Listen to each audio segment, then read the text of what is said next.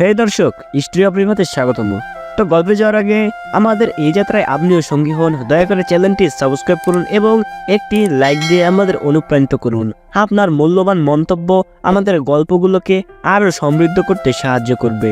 তাহলে দেরি কেন, চলুন ডুবে যাই আজকের ভালোবাসার গল্পের মায়ায়। রাইসা, তোমার আব্বু যদি রাজি থাকে তাহলে আমি বিয়ে করতে রাজি আছি। পায়েল, এ তুমি কি বলছো? তোমার আব্বু আম্মু কখনো আমার কাছে তোমাকে বিয়ে দিবে না। তারা যদি আমার নাম শুনে কখনো তোমাকে আমার হাতে তুলে দিবে না।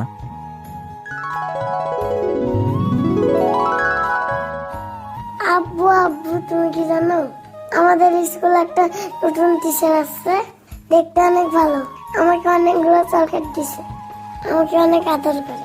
রাইসা, তোমাকে বলছি না বাহিরের মানুষ তোমাকে কিছু দিলে নিতে না, তারপরেও তুমি ওনার কাছ থেকে কেন নিলে?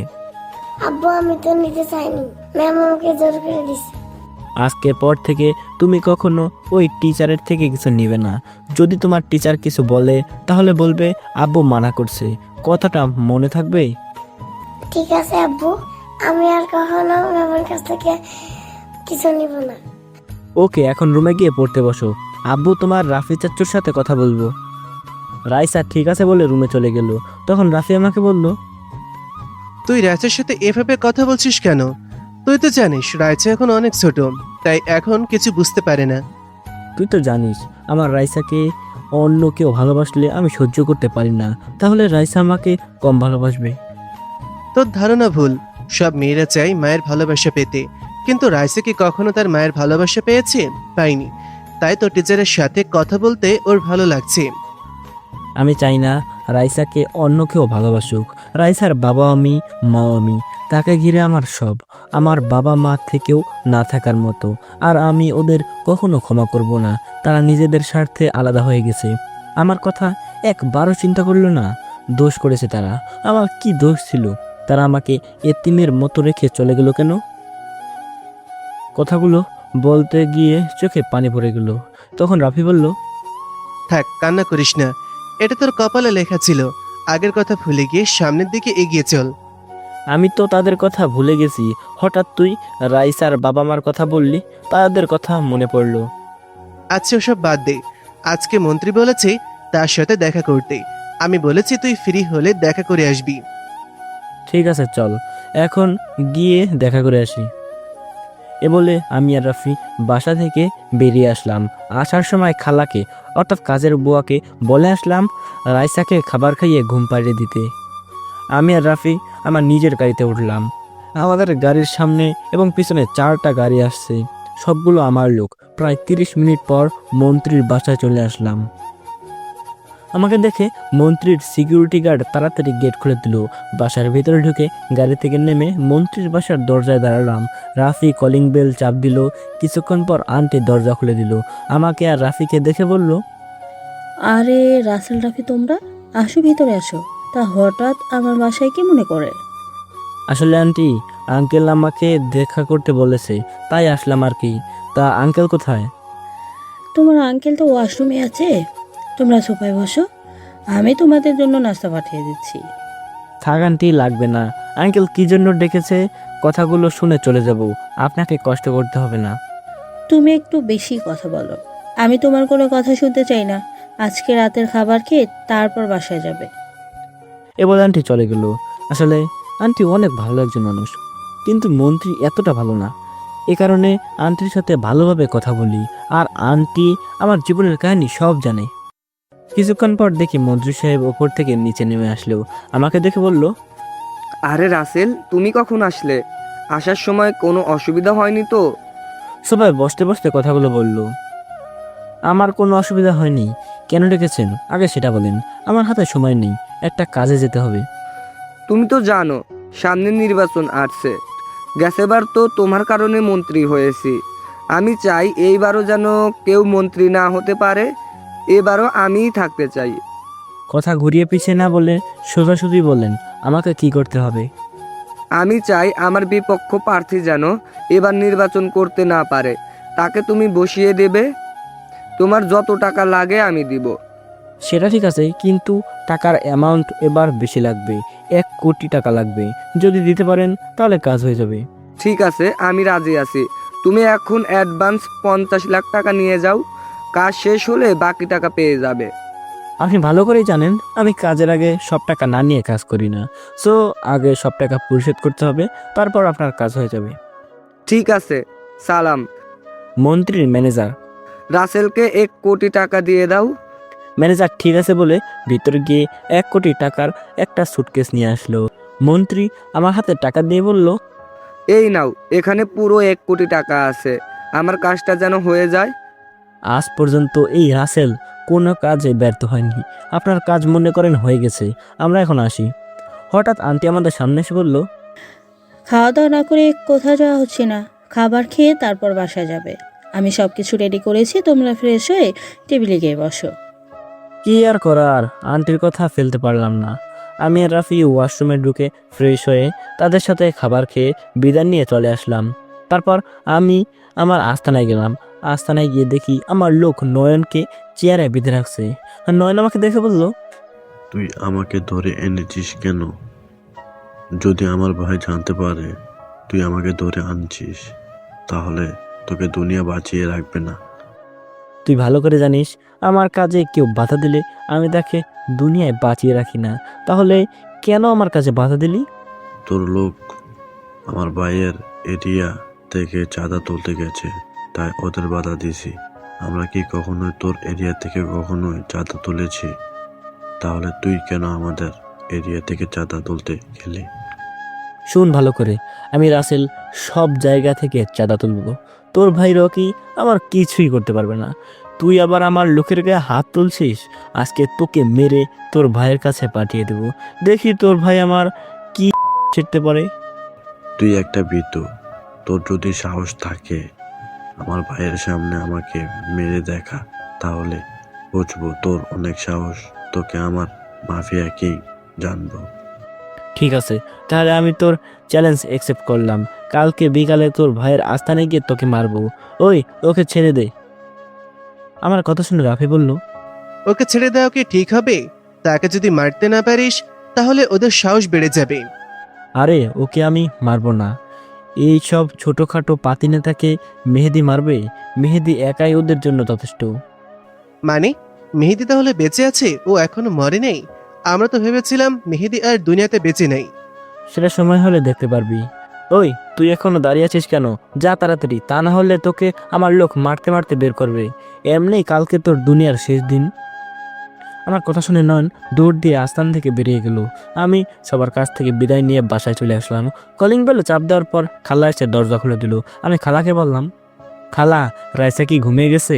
ও কি খাবার খেয়েছে? আমার কথা কিছু বলেছে? হালকা খাবার খেয়েছে, তোমার কথা জিজ্ঞাসা করেছে। আমি বলেছি তোমার আব্বু একটু কাজে বাইরে গেছে, তুমি ঘুমিয়ে পড়ো, তোমার আব্বু কিছুক্ষণ পর চলে আসবে। তারপর অনেক কষ্টে ঘুম পাড়িয়ে দিয়েছি। ও ঠিক আছে, আমি রুমে গেলাম। খাবার খাবো না, মন্ত্রীর বাসা থেকে খেয়ে আসছি। তুমি খাবার খেয়েছো? তুমি তো জানো তুমি না আসা পর্যন্ত আমি খাবার খাই না। খালা, তোমার এই জিনিসটা আমার ভালো লাগে না। খালি খালি আমার জন্য না খেয়ে বসে থাকো কেন? আমার কোনো ছেলে মেয়ে নেই, তোমাকে আমি নিজের ছেলের মতো দেখি, তাই তোমাকে ছাড়া খাবার খেতে পারি না। তুমি আমাকে রাস্তা থেকে তুলে এনে ঠাঁই দিয়েছো, তোমাকে ছাড়া খাবার খাবো কেমন করে? খালা, আপনি আমার কেউ না, তারপরেও আপনি আমাকে নিজের ছেলের মতো দেখেন। তাহলে আমার আপন মা বাবা আমার সাথে এরকম করলো কেন, সেটা কি আপনি বলতে পারবেন খালা? থাক বাবা, হয়তো তোমার কপালে লেখা ছিল। তুমি এসব নিয়ে চিন্তা করো না, তুমি রুমে গিয়ে ফ্রেশ হয়ে শুয়ে পড়ো, আমি খাবার খেয়ে রুমে যাব। আমি ঠিক আছে বলে নিজের রুমে চলে আসলাম। রুমে এসে দেখি রাইসা কোলবালিশে জড়িয়ে ধরে ঘুমিয়ে আছে। মেয়েটা চেহারার দিকে তাকালে কেমন যেন খারাপ লাগে। ওর বাবা মা যদি বেঁচে থাকতো তাহলে মেয়েটা বাবা ছাড়া হতো না। আমারই ভুল ছিল রাইসার সাথে ওভাবে কথা বলা। সব মেয়েরা চায় তার বাবা মা তাকে আদর করুক, কোলে বসে খাবার খাইয়ে দিবে, কপালে চুমু দিয়ে স্কুলে পাঠাবে। তাহলে রাইসার ব্যাপারে আপনাদের সংক্ষিপ্তভাবে ঘটনা খুলে বলি। আমি একদিন একটা কাজ শেষ করে বাসায় যাচ্ছিলাম। হঠাৎ রাস্তার পাশে দেখে একটা মেয়ে বসে বসে কান্না করছে। তখন আমি গাড়ি থামিয়ে ওর পাশে গেলাম। তখন আমি ওকে বললাম, কি হয়েছে মামুনি? তুমি এত রাতে এখানে বসে বসে কান্না করছো কেন? তোমার আব্বু আম্মু কোথায়? মেয়েটা আমার দিকে তাকিয়ে আরো জোরে জোরে কান্না করতে করতে বলল, ওরা আমার আব্বু আম্মুকে মেরে ফেলেছে। ওই জঙ্গলে আমার আব্বু আম্মু পড়ে আছে। আপনি আমার আব্বু আম্মুকে বাঁচান। আমি আমার আব্বু আম্মুকে ছেড়ে থাকতে পারবো না। আমি মেয়েটার কথা শুনে জঙ্গলের ভিতরে গেলাম। ভিতরে ঢুকে দেখি মেয়েটা ঠিক কথা বলছে। দুজন ছুরি দিয়ে আঘাত করে মেরে ফেলেছে। আমি তাদের নাকের ডগায় হাত নিয়ে দেখি তারা আর বেঁচে নেই। তারপর রাফি আর আমার কিছু লোককে ফোন দিয়ে আসতে বললাম। তা 10 মিনিটের মধ্যে চলে এসেছে। পরে রাইসার আব্বু আম্মুকে একটা কবরস্থানের সামনে একটা হুজুরকে খবর দিয়ে এনে তাদের জানাজা দিয়ে দাফন সম্পূর্ণ করলাম। তারপর আমি রাইসাকে আমার বাসায় নিয়ে আসি। রাইসা ঠিক হতে প্রায় 3 মাস সময় লেগে গেছে। আমি সব সময় রাইসার পাশে ছিলাম। তাকে বলছি এখন আমি তার সব। আজকে থেকে আমি তার বাবা মা। এরপর একটা কেজি স্কুলে ভর্তি করিয়ে দিলাম। আমার লোক তাকে প্রতিদিন স্কুলে নিয়ে যায় এবং নিয়ে আসে। এই ছিল রাইসার কাহিনী। এবার বর্তমানে ফেরা যাক। আমি আপনাদের এখনো পরিচয় দিই নাই, অনেক কথা বলে ফেলেছি। শুধু আমার নামটা জেনে রাখুন, আমি রাসেল। সবাই মাফিয়া কিং নামে চিনে। আমার কিছু জানা লাগবে না, গল্পের সাথে থাকুন, সব জানতে পারবেন। আমি আর কোনো কিছু না ভেবে ঘুমিয়ে পড়লাম। রাইসার কপালে একটা চুমু দিলাম আর রাইসাকে জড়িয়ে ধরে শুয়ে পড়লাম। পরের দিন সকালে রাইসা আমাকে ডাকতে লাগলো। আমি ঘুম ঘুম চোখে বললাম, কি হয়েছে মামুনি? এত সকাল সকাল ডাকছো কেন? আব্বু আর একটু ঘুমাবো। আব্বু তুমি আজকে আমাকে স্কুলে দিয়ে আসো। অনেকদিন হয়েছে তুমি আমাকে স্কুলে নিয়ে আসো না।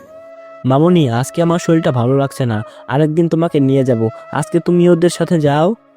না, আজকে তুমি আমাকে স্কুলে নিয়ে যাবে। আমি তোমার লোকের সাথে যাব না। তুমি যদি আমাকে না নিয়ে যাও তাহলে আমি এই স্কুলে যাব না। কি আর করার, রাইসার জোরাজোরিতে শোয়া থেকে উঠে রাইসাকে বললাম, ঠিক আছে মামুনি, তুমি রেডি হয়ে নিচে গিয়ে নাস্তার টেবিলে আব্বুর জন্য অপেক্ষা করো। আব্বু ফ্রেশ হয়ে আসছি। ঠিক আছে আব্বু, তুমি আমার লক্ষ্মী আব্বু, তুমি আমার বেস্ট আব্বু। রাইসা আমার কপালে একটা চুমু দিয়ে রেডি হতে চলে গেল। আমি দাঁড়িয়ে না থেকে ওয়াশরুমে ঢুকে ফ্রেশ হয়ে আসলাম। রাইসা রেডি হয়ে নিচে চলে গেল। আমি একটা জামা গায়ে দিয়ে নিচে চলে আসলাম। চোখে এখন অনেক ঘুম, অনেক দেরি করে ঘুমাইছি তো। আমি নিচে এসে রাইসার পাশে একটা চেয়ার টেনে বসলাম। রাইসাকে নিজের হাতে নাস্তা খাইয়ে দিতে লাগলাম, সাথে আমিও খাচ্ছি। বাপ মেয়ে নাস্তা করে বাসা থেকে বেরিয়ে গাড়ি নিয়ে রাইসার স্কুলে যেতে লাগলাম। রাইসা প্রথম শ্রেণীতে পড়ে। আমার সামনে পিছে আমার লোক গাড়ি নিয়ে আসছে। কিছুক্ষণ পর রাইসার স্কুলের সামনে চলে আসলাম। রাইসা গাড়ি থেকে নামার পর হঠাৎ একটা মেয়ে আমাদের সামনে আসলো। আমি মেয়েটাকে দেখে পুরো অবাক হয়ে গেলাম। ও এখানে কেমন করে? ওর তো বাসা দিনাজপুরে, তার মানে এখানে শিক্ষকতা করতে আসছে। কিন্তু ওদের তো কোনো কিছুর কমতি নেই, তাহলে এখানে কেন আসলো? আগের থেকে অনেক সুন্দর লাগতে থাকে। হঠাৎ রাইসার ডাকে ধ্যান ভাঙলো। রাইসা বলল, আব্বু তুমি কোথায় হারিয়ে গেলা? তোমাকে সেখান থেকে রাখছি। উনি হচ্ছে আমার নতুন টিচার। তোমাকে ওনার কথা গতকালকে বলছি। রাইসার কথা শুনে পায়েল অর্থাৎ গল্পের নায়িকা বলল, কেমন আছো রাসেল? তোমাকে অনেক বছর পর দেখছি। তোমার মেয়েটা কিন্তু অনেক লক্ষ্মী। পায়েলের কথা শুনে আমি বললাম, আলহামদুলিল্লাহ আমি ভালো আছি। তা বড়লোক বাবার একমাত্র মেয়ে হঠাৎ কেজি স্কুলে চাকরি করতে আসলেন কেন? আপনাদের তো টাকা পয়সার অভাব নেই। পায়েল আমার কথা শুনে বলল, আসলে আমি এখানে চাকরি করতে আসি নাই। আমার এক বান্ধবী এই স্কুলে চাকরি করে। তার মা অনেক অসুস্থ, তাই ওর হয়ে আমি এখানে আসি।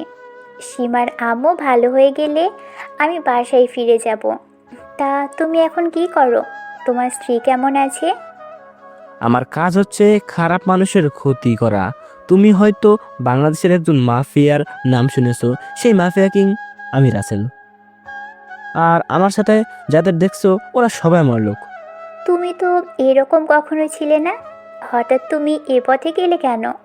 তুমি তো অনেক ভালো একজন ছেলে ছিলে, সবাই তোমার অনেক সুনাম করতো। সেটা অনেক কাহিনী, তাই আমি কাউকে বলতে চাই না। আর তুমি বলছো না আমার স্ত্রী কেমন আছে, আমি এখনো বিয়ে করি নাই, আর করার কোনো ইচ্ছাও নেই। তা এখন কি তোমার সেই অহংকার আছে? সবার সাথে কি বাবার ক্ষমতা দেখাও? আমি এখন বাবার ক্ষমতা দেখাই না। আমি আগে থেকে ভালো হয়ে গেছি। আমি নিজের ভুল বুঝতে পেরেছি। আচ্ছা, রাইসা তাহলে কোথা থেকে আসলো? আর ও তোমাকে বাবা বলে ডাকে কেন? আসলে রাইসার আব্বা আম্মুকে কারা যেন মেরে ফেলেছে। তারপর সব কিছু খুলে বলি। এরপর রাইসাকে আমার বাসায় নিয়ে আসি। রাইসা আমাকে বাবা বলে ডাকে। আমি রাইসাকে নিয়ে সারা জীবন কাটিয়ে দিতে চাই। তুমি যে কাজ করতে আছো এই কাজে বেঁচে থাকার গ্যারান্টি নেই। তোমাকে যদি সন্ত্রাসীরা মেরে ফেলে তাহলে তো রাইসা পুরো একা হয়ে যাবে। তুমি এই কাজটা ছেড়ে দাও। তোমাকে আমি বলি নাই, আমাকে জ্ঞান দিতে আসিও না। আমাকে কেউ কিছু করতে পারবে না, একমাত্র আল্লাহ ছাড়া। তুমি রাইসাকে নিয়ে ভিতরে যাও, আমার একটা কাজ আছে, সেখানে যেতে হবে। আমি কাজটা শেষ করে রাইসাকে নিয়ে যাব। একথা বলে আমার লোকগুলোকে নিয়ে নিজের কাজে যেতে লাগলাম। মোবাইল বের করে মেহেদিকে ফোন দিলাম। মেহেদি ফোন রিসিভ করার পর বলল, কিরে, কি অবস্থা তোর? হঠাৎ ফোন দিলি যে, কোনো কাজ আছে নাকি? আমি ভালো আছি। তোকে যে কারণে ফোন দিছি, সবাইকে ট্রেনিং দেওয়া কি হয়ে গেছে? সবাইকে ট্রেনিং দেওয়া হয়ে গেছে। এখন আমরা নিচ থেকে উঠতে পারি। যে ট্রেনিং দিচ্ছি সবাইকে, এদের একজনের সাথে 5-6টা কিছু না। শুনে খুশি হলাম। এখন তাদের নিয়ে উপরে উঠে আয়। রনির আস্থানায় গিয়ে নয়নকে তার সামনে মেরে আসবি। যদি মারতে পারিস তাহলে আমাকে মাফিয়া কিং বলে জানবে। আরে, ওদের মতো টোকাই মাস্তানকে মারতে আমার লোকগুলোই যথেষ্ট। তুই কোনো চিন্তা করিস না, তোর কাজ হয়ে যাবে। তা কোন সময় যেতে হবে? আর এখন তুই কোথায়? তুই ওদের নিয়ে বিকাল 5টায় রনির আস্থানায় যাবি। আর আমি এখন রাফি এবং কিছু লোক নিয়ে মন্ত্রীর বিপক্ষ প্রার্থীর বাসায় যাচ্ছি। ওকে বসিয়ে দিতে হবে। এই কাজের জন্য মন্ত্রী 1 কোটি টাকা দিয়েছে। ঠিক আছে, তুই তাহলে ওই কাজ শেষ করে আয়। আমি সবাইকে রেডি করছি। নয়নকে মেরে তোর কাছে ফোন দিয়ে জানিয়ে দিব। আমি ঠিক আছে বলে ফোনটা কেটে দিলাম। প্রায় 30 মিনিট পর মন্ত্রীর বিপক্ষ প্রার্থীর বাসায় চলে আসলাম। সিকিউরিটি গার্ড আমাদের আটকালে রাফি ঠাস করে 2টা থাপ্পড় মেরে দেয়। সিকিউরিটি গার্ড আর কোনো কথা বলে নাই, গালে হাত দিয়ে চুপ হয়ে গেছে। আমরা সবাই বিপক্ষ প্রার্থীর দরজার সামনে দাঁড়িয়ে কলিং বেল চাপ দিলাম। কিছুক্ষণ পর একজন মায়ের বয়সী লোক এসে দরজা খুলে দিল। দেখে মনে হচ্ছে বিপক্ষ প্রার্থীর স্ত্রী। আমাকে আর রাফিকে দেখে বলল,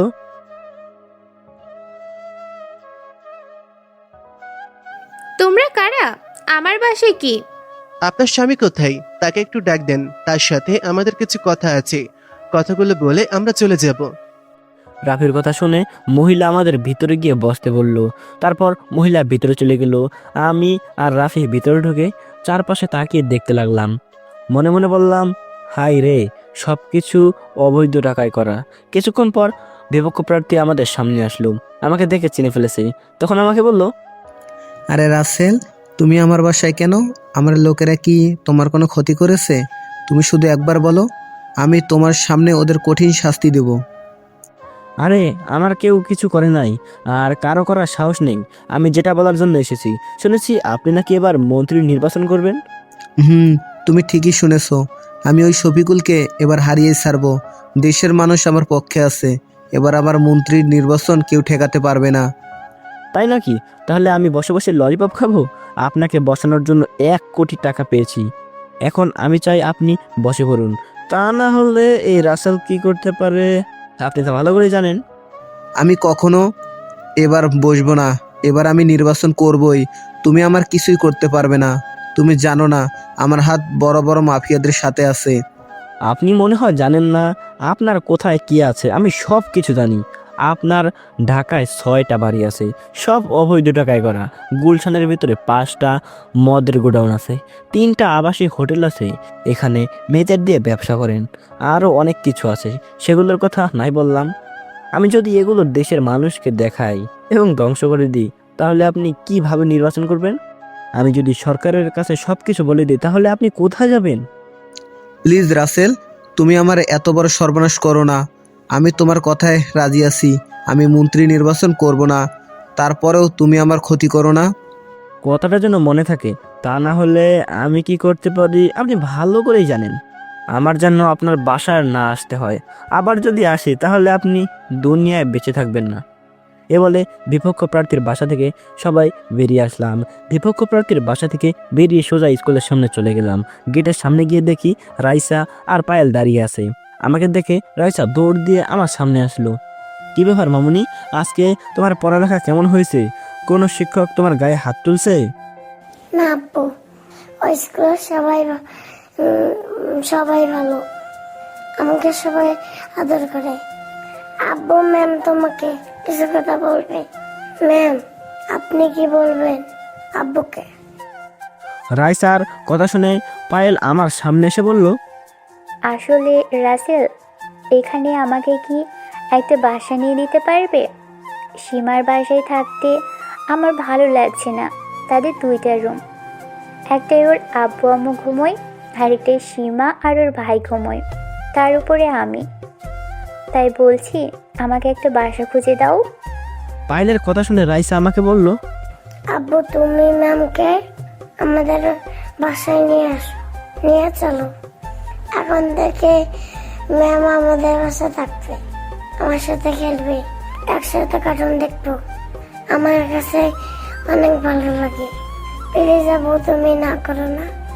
রাইসার কথা শুনে আর মানা করতে পারলাম না, তাই আমি পায়েলকে বললাম, তুমি আমার বাসায় থাকতে পারো, তবে আমার কোনো কিছুতে কথা বলতে পারবে না। আমি কখন কি করি, কোথায় যাই, অনেক রাতে বাসায় ফিরি কেন, এসব কথা আমাকে বলতে পারবে না। শুধু রাইসার কথা ভেবে তোমাকে বাসায় নিয়ে যাচ্ছি। ঠিক আছে, আমি তোমার কোনো কিছুতেই কথা বলবো না, শুধু কিছুদিনের জন্য।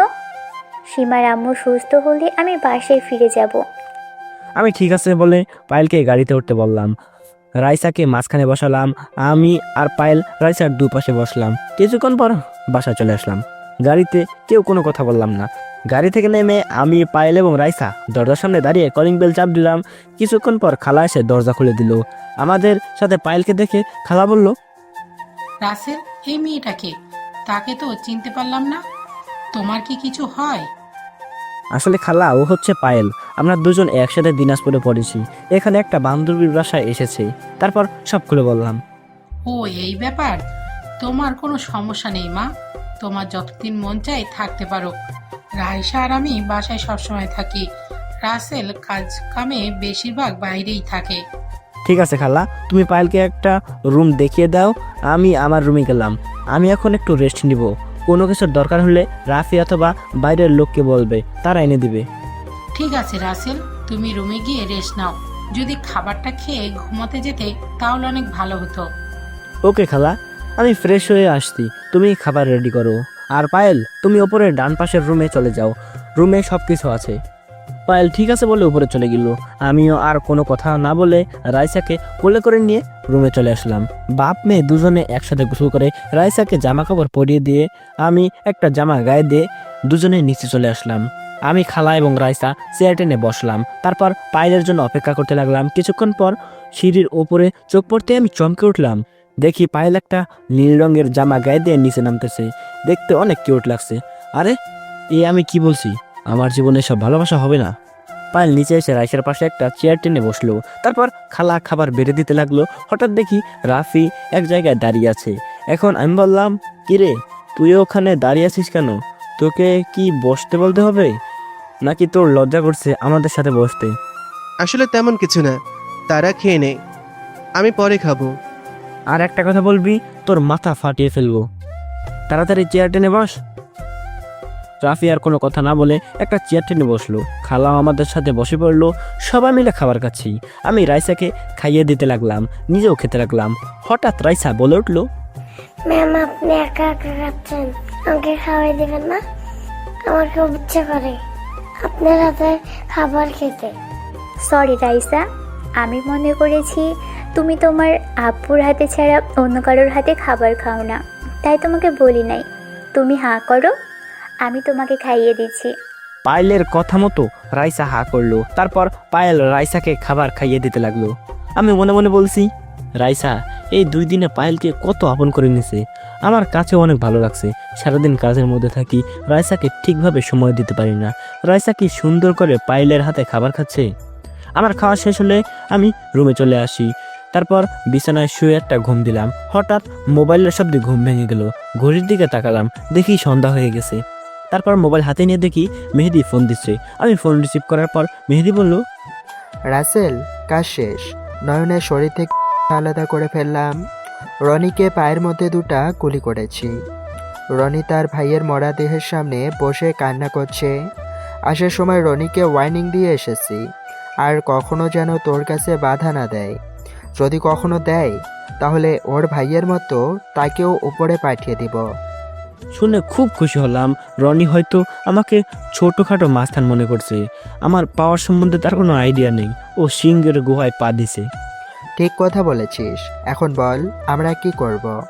আবার কি মাটির নিচে চলে যাব নাকি উপরে থাকবো? না, তোদের ওপরে থাকার দরকার নেই। তোরা আবার নিচে চলে যা, দরকার হলে আমি তোকে জানাবো। মেহেদি ঠিক আছে বলে ফোন কেটে দিল। আমি বিছানা থেকে উঠে ওয়াশরুমে ফ্রেশ হতে চলে গেলাম। ফ্রেশ হয়ে একটা জামা গায়ে দিয়ে রুম থেকে বেরিয়ে আসতেই কারোর সাথে ধাক্কা খেয়ে দুজনে পড়ে গেলাম। যার সাথে ধাক্কা খেলাম সে আর কেউ নয়, পায়েল। পায়েলের ঠোঁটের সামনে আমার ঠোঁট। পায়েল ঘন ঘন নিঃশ্বাস নিচ্ছে। দুজনের দিকে তাকিয়ে আছি। ইচ্ছে করছে পায়েলের ঠোঁটের সাথে ঠোঁট লাগিয়ে দিতে, কিন্তু আমি নিজেকে কন্ট্রোল করে তাড়াতাড়ি উঠে গেলাম। আমি এক হাত বাড়িয়ে পায়েলকে উঠালাম। তখন পায়েল বলল, সরি, আমি তোমাকে দেখতে পাইনি।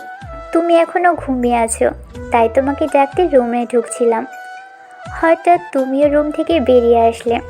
সমস্যা নেই, আমি কিছু মনে করি নাই। আর রাইসা কোথায়?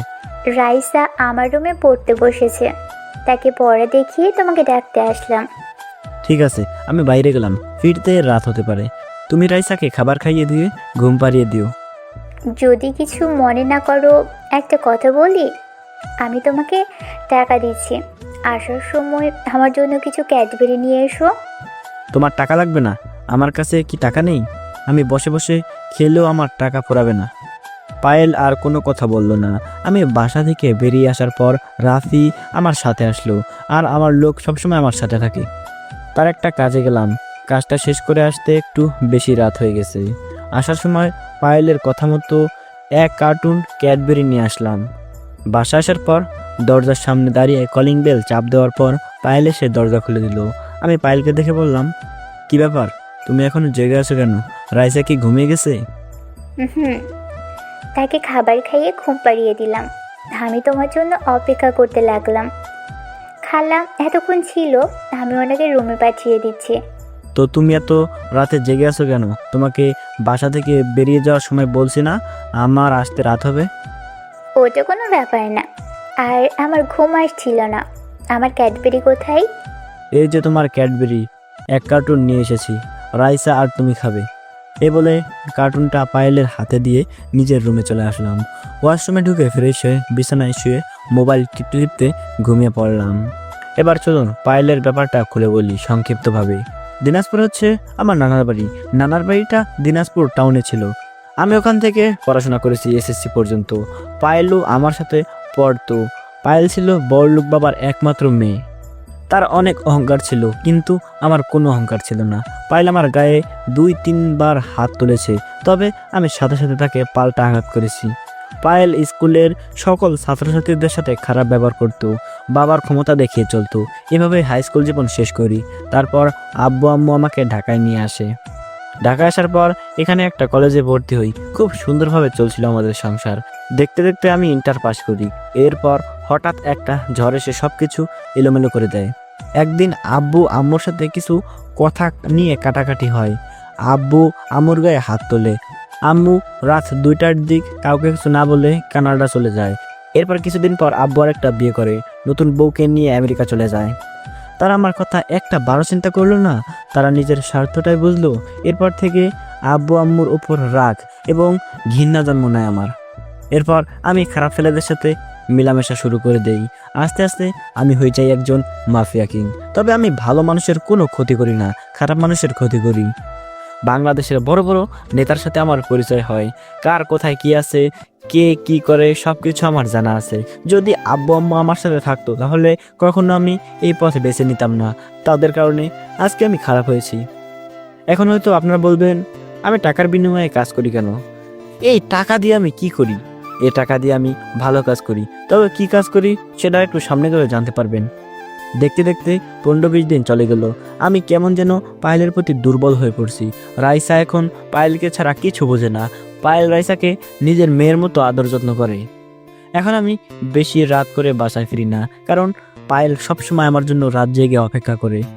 তাকে বললেও শোনে না, তাই রাতে তাড়াতাড়ি বাসায় ফিরে আসি। সকালে সবাই একসাথে বসে নাস্তা করছি। পায়েল নিজ হাতে রাইসাকে নাস্তা খাইয়ে দিচ্ছে। রাইসা আমাকে বলল, আব্বু আজকে তো শুক্রবার, চলো না আজকে আমাকে আর ম্যামকে বাইরে ঘুরতে নিয়ে যাবা। ঠিক আছে মামুনি, তুমি আর তোমার ম্যাম নাস্তা করে রেডি থেকো। তোমাদের আজকে কয়টা জায়গায় নিয়ে যাব। তুই যদি আজকে ঘুরতে যাস তাহলে ওই কাজটা করবি না। আমরা কিন্তু 20 লাখ টাকাটা নিয়ে নিছি। সেটা কালকে করব। আজকে আমার রাইসা মামুনিকে নিয়ে ঘুরতে যাব। সারা দিন বাসায় থাকে, কোথাও নিয়ে যেতে পারি না কাজের জন্য। তুই আজকে সবাইকে বলে দে আজকে সবার ছুটি। রাফি ঠিক আছে বলে নাস্তা খেতে লাগলো। আমি নাস্তা করে রুমে চলে আসলাম। তারপর একটা কোট গায়ে দিলাম। কোট গায়ে দিয়ে রুমের থেকে বেরিয়ে নিচে এসে রাইসা আর পায়েলের জন্য অপেক্ষা করতে লাগলাম। হঠাৎ রাফি আমার সামনে এসে বলল, রাসেল, কিছুক্ষণ আগে আমাদের লোক ফোন দিয়ে বলেছে রনি নাকি তোকে মারার জন্য রকির সাথে হাত মিলিয়েছে। তোর ওদের নিয়ে একা একা বের হওয়া ঠিক হবে না, যদি পথে তোর উপর আক্রমণ করে। ঠিক বলছিস, তুই আমাদের সফল লোককে বলে দে আজকে যেন ছুটি না কাটায়। সেটা তুই বলার আগেই সবাইকে আমি বলে দিচ্ছি। সবাই বাইরে গাড়ি নিয়ে তোদের জন্য অপেক্ষা করছে। খুব ভালো করছিস, তাহলে তুইও রেডি হয়ে নি, আর সাথে আমার জিনিসগুলো নিয়ে নিবি। সেটা নিয়ে তোকে ভাবতে হবে না, আমি এখনই সবগুলোকে গাড়িতে নিচ্ছি। তুই রাইসা আর পায়েলকে নিয়ে বের হ। এই বলে রাফি চলে গেল। হঠাৎ সিঁড়ির উপর চোখ পড়তেই আমি পুরো অবাক হয়ে গেলাম। আজকে পায়েলকে অনেক সুন্দর লাগছে। নীল রঙের একটা শাড়ি পরেছে। তাহলে সেই বড়লোকের মেয়ে এখন শাড়িও পরতে পারে? পায়েলকে দেখে ইচ্ছে করছে তাকে একটা বার জড়িয়ে ধরি, কিন্তু আমি ওকে কোন অধিকারে জড়িয়ে ধরবো? সে তো আমার ভালোবাসার মানুষ না, আমার বউ না, তাহলে কেন আমি তাকে জড়িয়ে ধরবো? হঠাৎ রাইসার ধাক্কায় ধ্যান ভাঙলো। তখন রাইসা বলল, আব্বু দেখো তো আমাকে এবং ম্যামকে কেমন লাগে। ম্যাম আমাকে সাজিয়ে দিয়েছে। অনেক সুন্দর লাগছে মামুনি, এখন চলো আমরা বেরিয়ে পড়ি। পায়েলের হঠাৎ মুখটা কেমন হয়ে গেল। পায়েল মনে করছে আমি তাকে বলবো শাড়িতে তোমাকে অনেক সুন্দর লাগছে, তার রূপের প্রশংসা করব। আমার বাসা থেকে বেরিয়ে আমার গাড়িতে উঠলাম। আজকে আমি নিজে গাড়ি চালাবো। পায়েল আর রাইসা আমার সাথে সামনের সিটে বসলো। রাফি সহ আমাদের সাথে মোট 10 গাড়ি আসছে। প্রথমে একটা হাসপাতালের সামনে গেলাম, তারপর পায়েল এবং রাইসাকে গাড়ি থেকে নামতে বললাম। রাইসা আর পায়েল গাড়ি থেকে নামার পর সিকিউরিটি গার্ড আমাকে দেখে সালাম দিল। সবাইকে নিয়ে হাসপাতালের ভিতরে ঢুকলাম। হাসপাতালের ভিতরে ঢুকে ম্যানেজার এর কেবিনে গেলাম। ম্যানেজার আমাকে দেখে দাঁড়িয়ে সালাম দিল আর বলল, স্যার আপনি আসবেন? আমাকে একটাবার বলতেন, আমি নিজেই আপনার বাসায় চলে আসতাম। আমি এখানে আসছি হাসপাতালটা দেখার জন্য। কোনো অসুবিধা হচ্ছে না তো? রোগীদের খেয়াল ঠিক মতো রাখেন তো? আমরা সবাই রোগীদের খেয়াল রাখছি, তাদের সবসময় সেবা যত্ন করি, তাদের কোনো কিছুর কমতে রাখছি না। আপনি রোগীর সাথে কথা বলে বুঝতে পারবেন। আমি আপনার কথা বিশ্বাস করি বলে আপনাকে ম্যানেজারের দায়িত্ব দিচ্ছি। আমার আর দেখা লাগবে না। রাফি ম্যানেজারকে 50 লাখ টাকা দিয়ে দে। এ বলে রাইসা আর পায়েলকে নিয়ে হাসপাতাল থেকে বেরিয়ে আসলাম। তারপর গাড়িতে উঠে একটা এতিমখানার সামনে গেলাম। আসার সময় ওদের জন্য কিছু জামা কাপড় এবং খাবার নিয়ে আসলাম।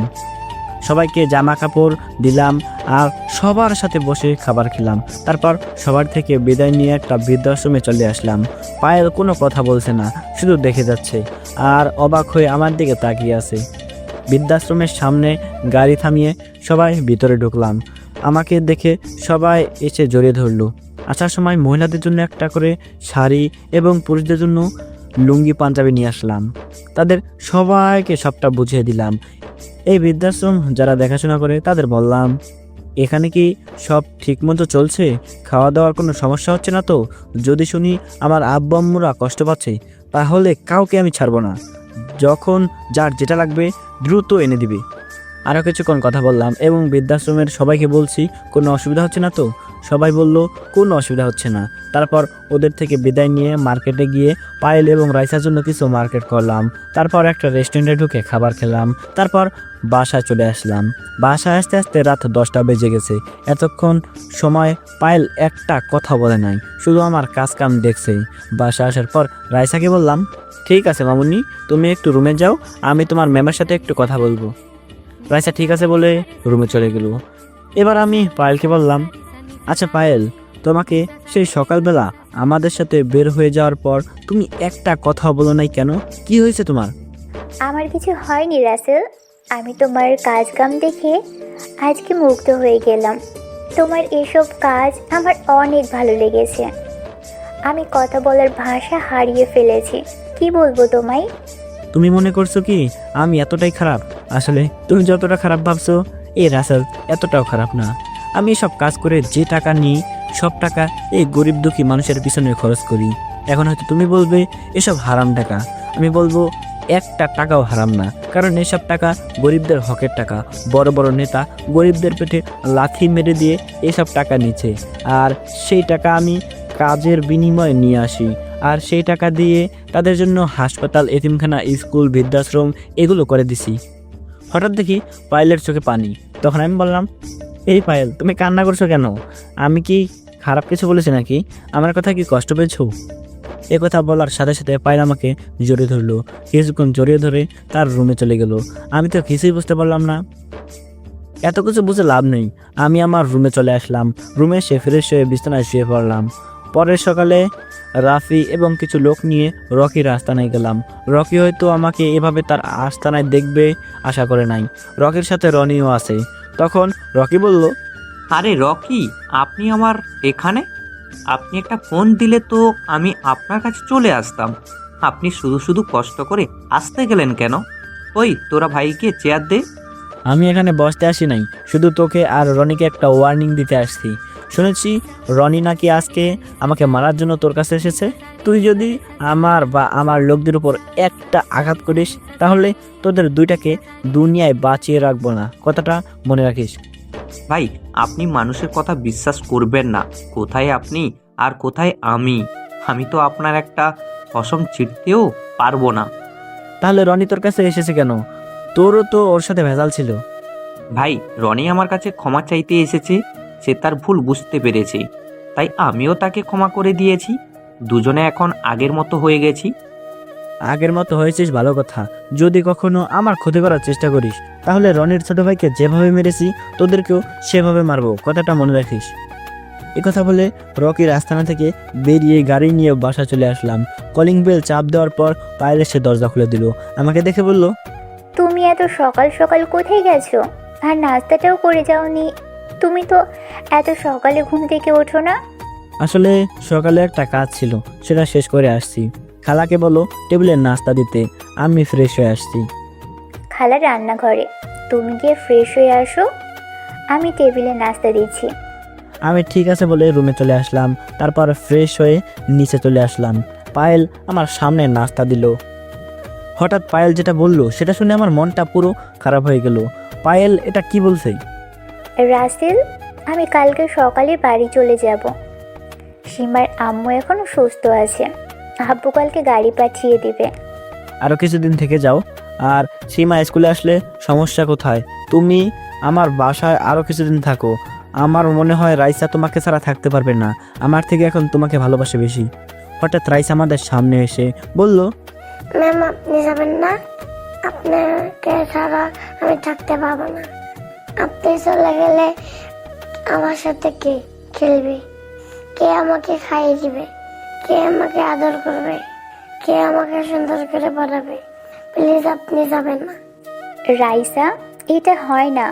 আমি তো আর সারা জীবনের জন্য তোমাদের বাসায় আসি নাই। আর বাইরের মানুষ খারাপ বলবে। তাইলে আপনি আমার আম্মু হয়ে যান, তাইলে কেউ আর কিছু বলবে না। আপনাকে ছাড়া আমি এক মিনিটও থাকতে পারবো না। রাইসার কথা শুনে আমি আর পায়েল দুজনে দুজনের দিকে তাকালাম। রাইসা, তোমার আব্বু যদি রাজি থাকে তাহলে আমি বিয়ে করতে রাজি আছি। পায়েল, এ তুমি কি বলছো? তোমার আব্বু আম্মু কখনো আমার কাছে তোমাকে বিয়ে দিবে না। তারা যদি আমার নাম শুনে কখনো তোমাকে আমার হাতে তুলে দিবে না। কেন তুলে দিবে না? তুমি তো আর খারাপ কাজ করো না। তুমি গরিব দুঃখী মানুষের জন্য কাজ করে যাচ্ছ। আর একটা সত্যি কথা বলো তো, তুমি কি আমাকে ভালোবাসো না? আমি পায়েলের কথা শুনে কি বলবো কিছুই ভেবে পাচ্ছি না। কি করে বলবো পায়েল, আমিও যে তোমাকে ভালোবেসে ফেলেছি, কিন্তু আমি যে কাজ করি এটা শুনে তোমার আব্বু আম্মু কখনো আমার কাছে বিয়ে দিবে না। তখন আমি বললাম, আমি তোমাকে ভালোবাসি, কিন্তু তোমার আব্বু আম্মু কি আমাকে মেনে নেবে?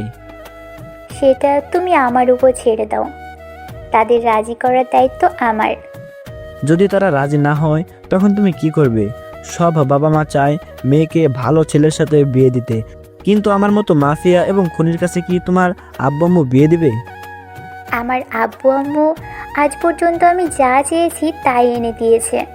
সত্যি কথা বলতে, আমিও তোমাকে অনেক ভালোবেসে ফেলেছি। তাইলে আমি তোমাকে ম্যাম করে রাখবো না। আমি এখন থেকে তোমাকে ম্যাম বলে রাখবো না, আম্মু বলে রাখবো। আজকে আমার আব্বু আম্মু সবাই আছে, কেউ বলতে পারবে না তোমার আব্বু আম্মু মারা গেছে। কে বলেছে তোমার আব্বু আম্মু মারা গেছে? আজকে থেকে আমিও তোমার আম্মু। রাইসা আর কোনো কথা না বলে পায়েলকে জোরে ধরে কান্না করে দিল। হঠাৎ রাফি এসে বলল, রাসেল, তোর সাথে পার্সোনাল কিছু কথা আছে, তুই যদি একটু শুনতি। পায়েল, তুমি রাইসাকে নিয়ে একটু রুমে যাও, আমি রাফির সাথে কথা বলে আসছি। পায়েল ঠিক আছে বলে রাইসাকে নিয়ে রুমে চলে গেল। তারপর আমি রাফিকে বললাম, এবার বল কি এমন পার্সোনাল কথা? আজকে সকালে ওই লোকটা ফোন করে বলেছে ওই খুনিদের নাকি উনি দেখেছে এবং খুনিদের পেছন পেছন গিয়ে তাদের আস্তানা চিনে এসেছে। তাহলে আজকে ওই খুনিদের শেষ দিন। একটা মেয়েকে তারা এতিম করেছে, ওদের বাঁচিয়ে রেখে লাভ নেই। তুই বাইরে গিয়ে সবকিছু রেডি কর, আমি পায়েল এবং রাইসাকে বলে আসছি। রাফি ঠিক আছে বলে বাইরে চলে গেল। আপনারা হয়তো ভাবছেন কিসের খুনি, একটু অপেক্ষা করুন তাহলে সব জানতে পারবেন। আমি পায়েলের রুমে গিয়ে দেখি পায়েল রাইসাকে পড়াচ্ছে। তখন আমি বললাম, পায়েল, আমি একটু বাইরে যাচ্ছি, আজকে তুমি রাইসাকে স্কুলে নিয়ে যাও, তোমাদের সাথে আমার লোক গাড়ি নিয়ে যাবে। কি কাজে বাইরে যাবে সেটা জিজ্ঞেস করব না, শুধু বলবো সাবধানে কাজ করো, তোমার যেন কোনো ক্ষতি না হয়। আমাকে নিয়ে তোমার চিন্তা করতে হবে না, এ রাসেলের কেউ কোনো ক্ষতি করতে পারবে না, তুমি রাইসাকে নিয়ে স্কুলে যাও বলে বাসার বাইরে চলে আসলাম। বাইরে এসে দেখি রাফি সব কিছু রেডি করে রাখছে। তারপর 5টা গাড়ির লোক নিয়ে ওই খুনিদের আস্তানায় যেতে লাগলাম। আসার সময় বাকি লোকদের বলে আসতেই পায়েল আর রাইসাকে স্কুলে নিয়ে যেতে। স্কুল ছুটি হলে তাদের নিয়ে বাসায় যেতে হবে। আমরা ওই খুনিদের আস্তানায় চলে আসলাম গাড়ি নিয়ে, সোজা আস্তানার ভিতরে ঢুকে গেলাম। গাড়ি থেকে নেমে দেখি রনি এবং রকি দুজনে বসে গল্প করছে। আসার সময় ওই লোকটাকে সাথে করে নিয়ে আসলাম। রনি আর রকি আমাকে দেখে রকি বলল, ভাই, আপনি এখানে? কোনো সমস্যা? আপনি আমাকে বলুন, এখনই সব সমস্যার সমাধান করে দিব। তুই কি সমস্যার সমাধান করবি? তোরা 5 মাস আগে রাতে 2জন লোক মেরে ফেলছিস। প্রথম কথা হচ্ছে তোর বসকে, আর কি কাজের জন্য ওদের মারছিস? ভাই, আপনি ওই স্বামী স্ত্রীর কথা বলছেন? তারা আমাদের কাজে বাধা দিচ্ছে, তাই বসের কথায় তাদের মেরে ফেলেছি আর তাদের মেয়েকে বাঁচিয়ে রাখলাম। প্রথম কথা হচ্ছে তোর বসকে, আর কি কাজের জন্য ওদের মারছিস? আমরা একটা বাসার 5 তলায় ইয়াবা ব্যবসা করতাম। একদিন তারা স্বামী স্ত্রী দেখে ফেলে, পরে পুলিশের কাছে গিয়ে বলে দেয় তারা ওই বাসার নিচতলায় ভাড়া থাকতো। পুলিশ এসে আমাদের সব ইয়াবা এবং আমাদের লোকগুলোকে নিয়ে যায়। আমাদের বস বলেছে ওদের মেরে ফেলতে, তাই ওই দিন রাতে তাদের রাস্তায় আটকে কুপিয়ে মেরে ফেলি। ও আচ্ছা, এবার বল তোর বসকে, সে কোথায় থাকে? আমাকে তো বললি না তোদের বসের কথা। আমাদের বসকে এটা আমরা কখনো বলবো না, উনি রাতের আঁধারে কাজ করে। ওই দিন আমাদের সাথে বসও ছিল। তোরা যদি তোদের বসের কথা না বলিস আজকে তোদের কেউ বাঁচতে পারবি না, তাই বলছি তোদের বসকে এবং থাকে কোথায়। এতক্ষণ তোর সাথে ভালোভাবে কথা বলছি, এখন আর বলবো না। তোর যদি সাহস থাকে আমাদের মেরে দেখা। তুই সাথে কতজন লোক নিয়ে এসেছিস, আর তোর চারপাশে তাকিয়ে দেখ, আমাদের লোক তোর লোকের চেয়ে 3 গুণ বেশি। আজকে তুই এবং তোর লোক কেউ বেঁচে যেতে পারবি না। আচ্ছা তাই নাকি? তোরা হয়তো আমার সম্বন্ধে ভালো করে জানিস না, এ রাসেলের সব লোক ট্রেনিং প্রাপ্ত। ওই তোরা দাঁড়িয়ে আছিস কেন? ওদের মেরে ফেল। আমি কথাটা বলার সাথে সাথে আমার লোক গুলি করা শুরু করে দিছে। রনি আর রকির লোক চারপাশে লুকিয়ে গুলি করা শুরু করে দিছে। আমরা আসার সময় সবকিছু রেডি করে আসছি, মানে আমাদের শরীরে যেন গুলি না লাগে সে ব্যবস্থা করে আসছি। রনি আর রকির সব লোক গুলি খেয়ে মাটিতে গড়াগড়ি খাচ্ছে। আমি রনি আর রকির পায়ে গুলি করলাম, ওরা সাথে সাথে মাটিতে বসে পড়লো। তাদের সব লোক মারা গেছে। আমি এবার রনি আর রকির সামনে একটা চেয়ার নিয়ে বসলাম। তারপর বললাম, বেঁচে থাকতে চাইলে তোদের বসের নাম বল, সে থাকে কোথায়। যদি না বলিস তাহলে আজকে তোদের এই শেষ দিন। আমার কথা শুনে দুজনেই ভয় পেয়ে গেল। তখন রকি বলল, আমাদের বস আর কেউ নয়, আমজাদ খান। সে আগে বাইরে ছিল, 7 মাস আগে বাংলাদেশে আসে, তারপর অবৈধ ব্যবসা শুরু করে। তবে আমাদের বসকে কেউ এখনো দেখে নাই, উনি বাংলাদেশের শেষ বর্ডারে থাকে। আর ওই দিন স্বামী স্ত্রীকে আমরা মারি নাই, মেরেছে আমাদের বস, কারণ পুলিশ তার 1 কোটি টাকার ইয়াবা নিয়ে গেছে। আমজাদ খানের কথাটা শুনে বুকের ভিতর কেমন মোচড় দিয়ে উঠল। কে এই আমজাদ খান? আমি যাকে চিনি সে আবার নয় তো? যদি সে হয় তারপরেও তাকে আমি বাঁচিয়ে রাখবো না, তার প্রতি আমার অনেক রাগ জমে আছে। তখন আমি রাফিকে বললাম, রাফি আমি গাড়িতে গিয়ে বসছি, তুই ওদের কি করবি করে আয়। ঠিক আছে, তুই গিয়ে গাড়িতে বস, ওদের ব্যবস্থা আমি করে আসছি। আমি আর কোনো কথা না বলে বাইরে এসে গাড়িতে গিয়ে বসলাম। 10 মিনিট পর রাফি সবগুলো লোক নিয়ে বেরিয়ে আসলো। সব লোক গাড়িতে উঠে বসলো। রাফি আমার সামনের সিটে গিয়ে বসলো। তখন রাফি বলল, দুজনের একটা করে হাত এবং পাক একটা করে দিলাম, আর আমজাদ খানের ঠিকানা নিয়ে আসলাম। ওই শালা নাকি সিলেটের শেষ মাথায় থাকে। ঠিক আছে, ওর ব্যবস্থা পরে করব, এখন বাসা চল। আমার কথা শুনে রাফি আর কোনো কথা বললো না। তারপর আমরা বাসায় যেতে লাগলাম। আপনারা হয়তো সবকিছু বুঝতে পারছেন, যদি কেউ না বুঝেন তাহলে আমি বুঝিয়ে বলছি। আমি যাদের খুনের কথা বলছি তারা আর কেউ নয়, রাইসার আব্বু আম্মুর কথা বলছি। ওই দিন রাতে রাইসার আব্বু আম্মুকে গাড়িতে করে কবরস্থানে আসার সময় একটা লোক আমাকে এসে বলে সে নাকি ওই খুনিদের চেহারা দেখছে, তাদের একবার দেখলে চিনে ফেলবে। এরপর ওই লোকটাকে নিয়ে খুনিদের খুঁজতে থাকি। ওই লোকটা একটা অফিসে চাকরি করে।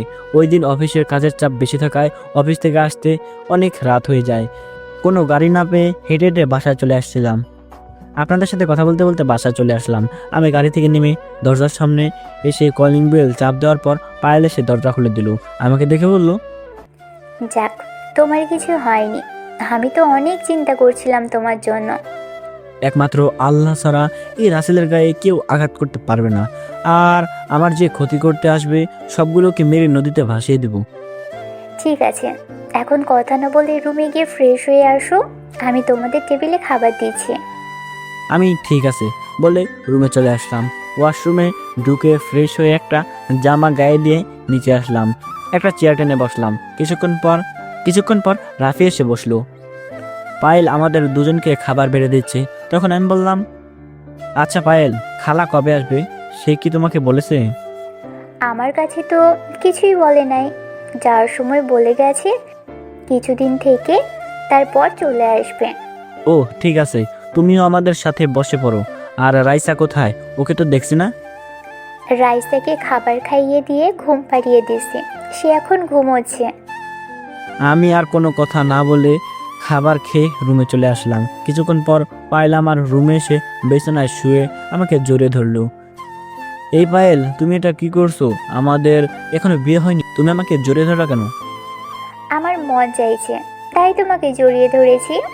আর বিয়ে হয়নি তো কি হয়েছে, বিয়ে তো একদিন হবে।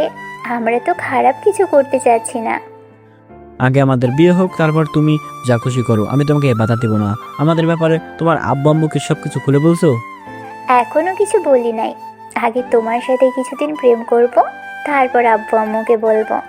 ঠিক আছে, এখন আমাকে ছাড়ো। না, ছাড়বো না। আমাকে এখন একটা কিস করো, তারপর ছেড়ে দেব। আচ্ছা পায়েল, হঠাৎ তোমার কি হলো? তুমি আগে আমার সাথে কিভাবে কথা বলতে, আর এখন কিভাবে কথা বলছো? আগে তো তোমার কথা মতোই চলছে এবং তোমার সাথে আমার কিছুই ছিল না। এখন তুমি আমার ভালোবাসা, তাই এখন সাহস বেড়ে গেছে। তুমি আমার মতো মাফিয়াকে কেন ভালোবাসলে? আমার এই জীবনের কোনো নিরাপত্তা নেই। কখন শত্রু এসে আমাকে মেরে ফেলে তার কোনো নিশ্চয়তা নেই। তোমাকে যদি কেউ মেরে ফেলে তাহলে সেদিন আমিও তোমার সাথে মরে যাব। আমি তোমাকে অনেক ভালোবাসি। তোমাকে ভালোবেসেছি শুধুমাত্র গরিব দুঃখী পাশে দাঁড়ানোর জন্য। আর আমি জানি তুমি ভালো মানুষের কোনো ক্ষতি করবে না, তুমি খারাপ মানুষের ক্ষতি করবে। তুমি জানো পায়েল, যখন রাস্তা দিয়ে গাড়ি নিয়ে যাই তখন এইসব গরিব দুঃখীদের রাস্তার পাশে পড়ে থাকতে দেখি, তখন নিজের কাছে অনেক খারাপ লাগে। তাই ওদের জন্য এই কাজগুলো করে যাচ্ছি। আর আমার এই খারাপ কাজ করার কোনো ইচ্ছে ছিল না, একমাত্র আব্বা আম্মুর কারণে এই পথটা বেছে নিতে বাধ্য হয়েছি। আমি বলি কি, তুমি এসব কাজ ছেড়ে দাও। আমরা দুজনে বিয়ে করে আবার সব কিছু নতুন করে শুরু করব। এখন আমি এই কাজ ছাড়তে পারবো না। আমি তখনই এই কাজ ছেড়ে দেব যখন বাংলাদেশ থেকে সব ময়লা আবর্জনা পরিষ্কার করতে পারবো। সেই দিন আমি নিজেই সব কাজ ছেড়ে দেব। এখন ছেড়ে দিলে খারাপ লোকগুলো চান্স পেয়ে যাবে, রাস্তাঘাটে মানুষ নিরাপদে চলতে পারবে না। একমাত্র আমার কারণে এই দেশের মানুষ নিরাপদে চলতে পারে। আমার কথা শেষ হতে না হতেই পায়েল আমার ঠোঁটের সাথে ঠোঁট লাগিয়ে দিল, আমাকে শক্ত করে জড়িয়ে ধরে কিস করতে লাগলো। প্রায় 5 মিনিট পর ছেড়ে দিল। আমি হাঁপাতে হাঁপাতে বললাম, পায়েল এটা তুমি কি করলে? আমি তোমার কাছে এমন কিছু আশা করি নাই। আমি বলছি না আমাদের বিয়ের আগে কিছু হবে না। আমি তো বেশি কিছু করি নাই, শুধু তোমাকে কিস করেছি। আর আমি তোমাকে ভালোবেসে কিস করেছি। ঠিক আছে, এখন তুমি আমার রুমে চলে যাও। দেখো রাইসা একা একা কি করছে। পায়েল ঠিক আছে বলে রুম থেকে বেরিয়ে গেল। দেখতে দেখতে 1 মাস চলে গেল। পায়েল আর আমার ভালোবাসা আগের মতোই আছে। কালকে নির্বাচন, এই 1 মাস আর কোনো কাজ করি নাই। দেখতে দেখতে নির্বাচন শেষ হলো। এবারও জাহিদ খান পাশ হয়েছে, তার বিপক্ষ প্রার্থী বসে গেছে। তাই জাহিদ খানের কাছ থেকে কেউ কিছু নিতে পারে নাই। আজকে পায়েল তাদের বাড়িতে চলে যাবে। সব কিছু গুছিয়ে নিচে আসলো, সাথে রাইসাও আছে। রাইসা আমার পাশে একটা চেয়ার টেনে বসলো। পায়েল রাইসার পাশে চেয়ার টেনে বসলো। তখন রাইসা বলল, আম্মু তোমাকে ছাড়া আমি থাকতে পারবো না, প্লিজ তুমি তাড়াতাড়ি চলে এসো। ঠিক আছে আম্মু, কিছুদিন অপেক্ষা করো, তারপর আম্মু একেবারের জন্য তোমার কাছে চলে আসবে। তোমার নানা নানিকে তো রাজি করাতে হবে। তুমি যদি রাজি করতে না পারো তাহলে আমি তোমাদের কাছে তোমাকে ভিক্ষা চাই, তারপরেও তোমাকে আম্মু বানাবো। পায়েল রাইসাকে জোরে ধরে কান্না করতে করতে বলল, তুমি আমাকে এত ভালোবাসো কেন? তোমাকে ছেড়ে যেতে মনই চাইছে না। কারণ তোমাকে আমি অনেক ভালোবাসি, নিজের আপন মা বানাইছি। তোমাকে ছাড়া থাকবো কি করে? আমি নানা নানির সাথে কথা বলে তোমাকে এই বাসায় নিয়ে আসবো। তুমি চিন্তা করো না আম্মু, তোমার নানা নানি রাজি না হলেও আমি তোমার কাছে চলে আসবো। এখন কান্না থামাও, নাস্তা শেষ করে নাও। আর তোমার আব্বু বলছে কেন তোমাকে এত জরুরি বাসা যেতে? সেটা বলে নাই, তবে বলছে আমার জন্য নাকি খুশি সংবাদ আছে, সেটা বাড়িতে গেলে বলবে। ও নাস্তা শেষ করে নাও, তোমার আব্বু গাড়ি পাঠিয়ে দিছে। রাফি আমাকে বলেছে তোমার গাড়ি চলে এসেছে। পায়েল আর কোনো কথা না বলে নিজে নাস্তা করলো, সাথে রাইসাকেও খাইয়ে দিল।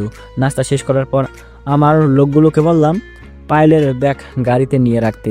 পায়েল রাইসাকে বলল, রাইসা মামুনি, তুমি একটু বাইরে যাও তো, তোমার আব্বুর সাথে আমার একটু কথা বলার আছে। রাইসা ঠিক আছে বলে রাফির সাথে বাসার বাহিরে চলে গেল। রাইসা আর রাফি বেরিয়ে যাওয়ার সাথে সাথে পায়েল আমাকে জড়িয়ে ধরে ঠোঁটের সাথে ঠোঁট লাগিয়ে দিল। প্রায় 5 মিনিট পর ছেড়ে দিয়ে নিজেই কান্না করতে লাগলো। তখন আমি বললাম, এই পায়েল তুমি কান্না করছো কেন? তোমাকে শক্ত হতে হবে, তুমি এভাবে ভেঙে পড়লে তো কিছুই হবে না। তোমাকে ছেড়ে যেতে মন চাইছে না, আমার মনের ভিতর কেমন জানি ভয় লাগছে, আমি না তোমাকে হারিয়ে ফেলি। এরকম ভয় পেলে চলবে? তুমি তোমার আব্বু আম্মুকে বুঝিয়ে বললে হয়তোবা তারা রাজি হয়ে যাবে, আর না হলে মনে করব তুমি আমার কপালে ছিলে না। যদি আব্বু আম্মু রাজি না হয় তাহলে তুমি গিয়ে আমাকে নিয়ে এসো। আব্বু তোমাকে দেখলে আমাকে এমনিই তোমার হাতে তুলে দিবে।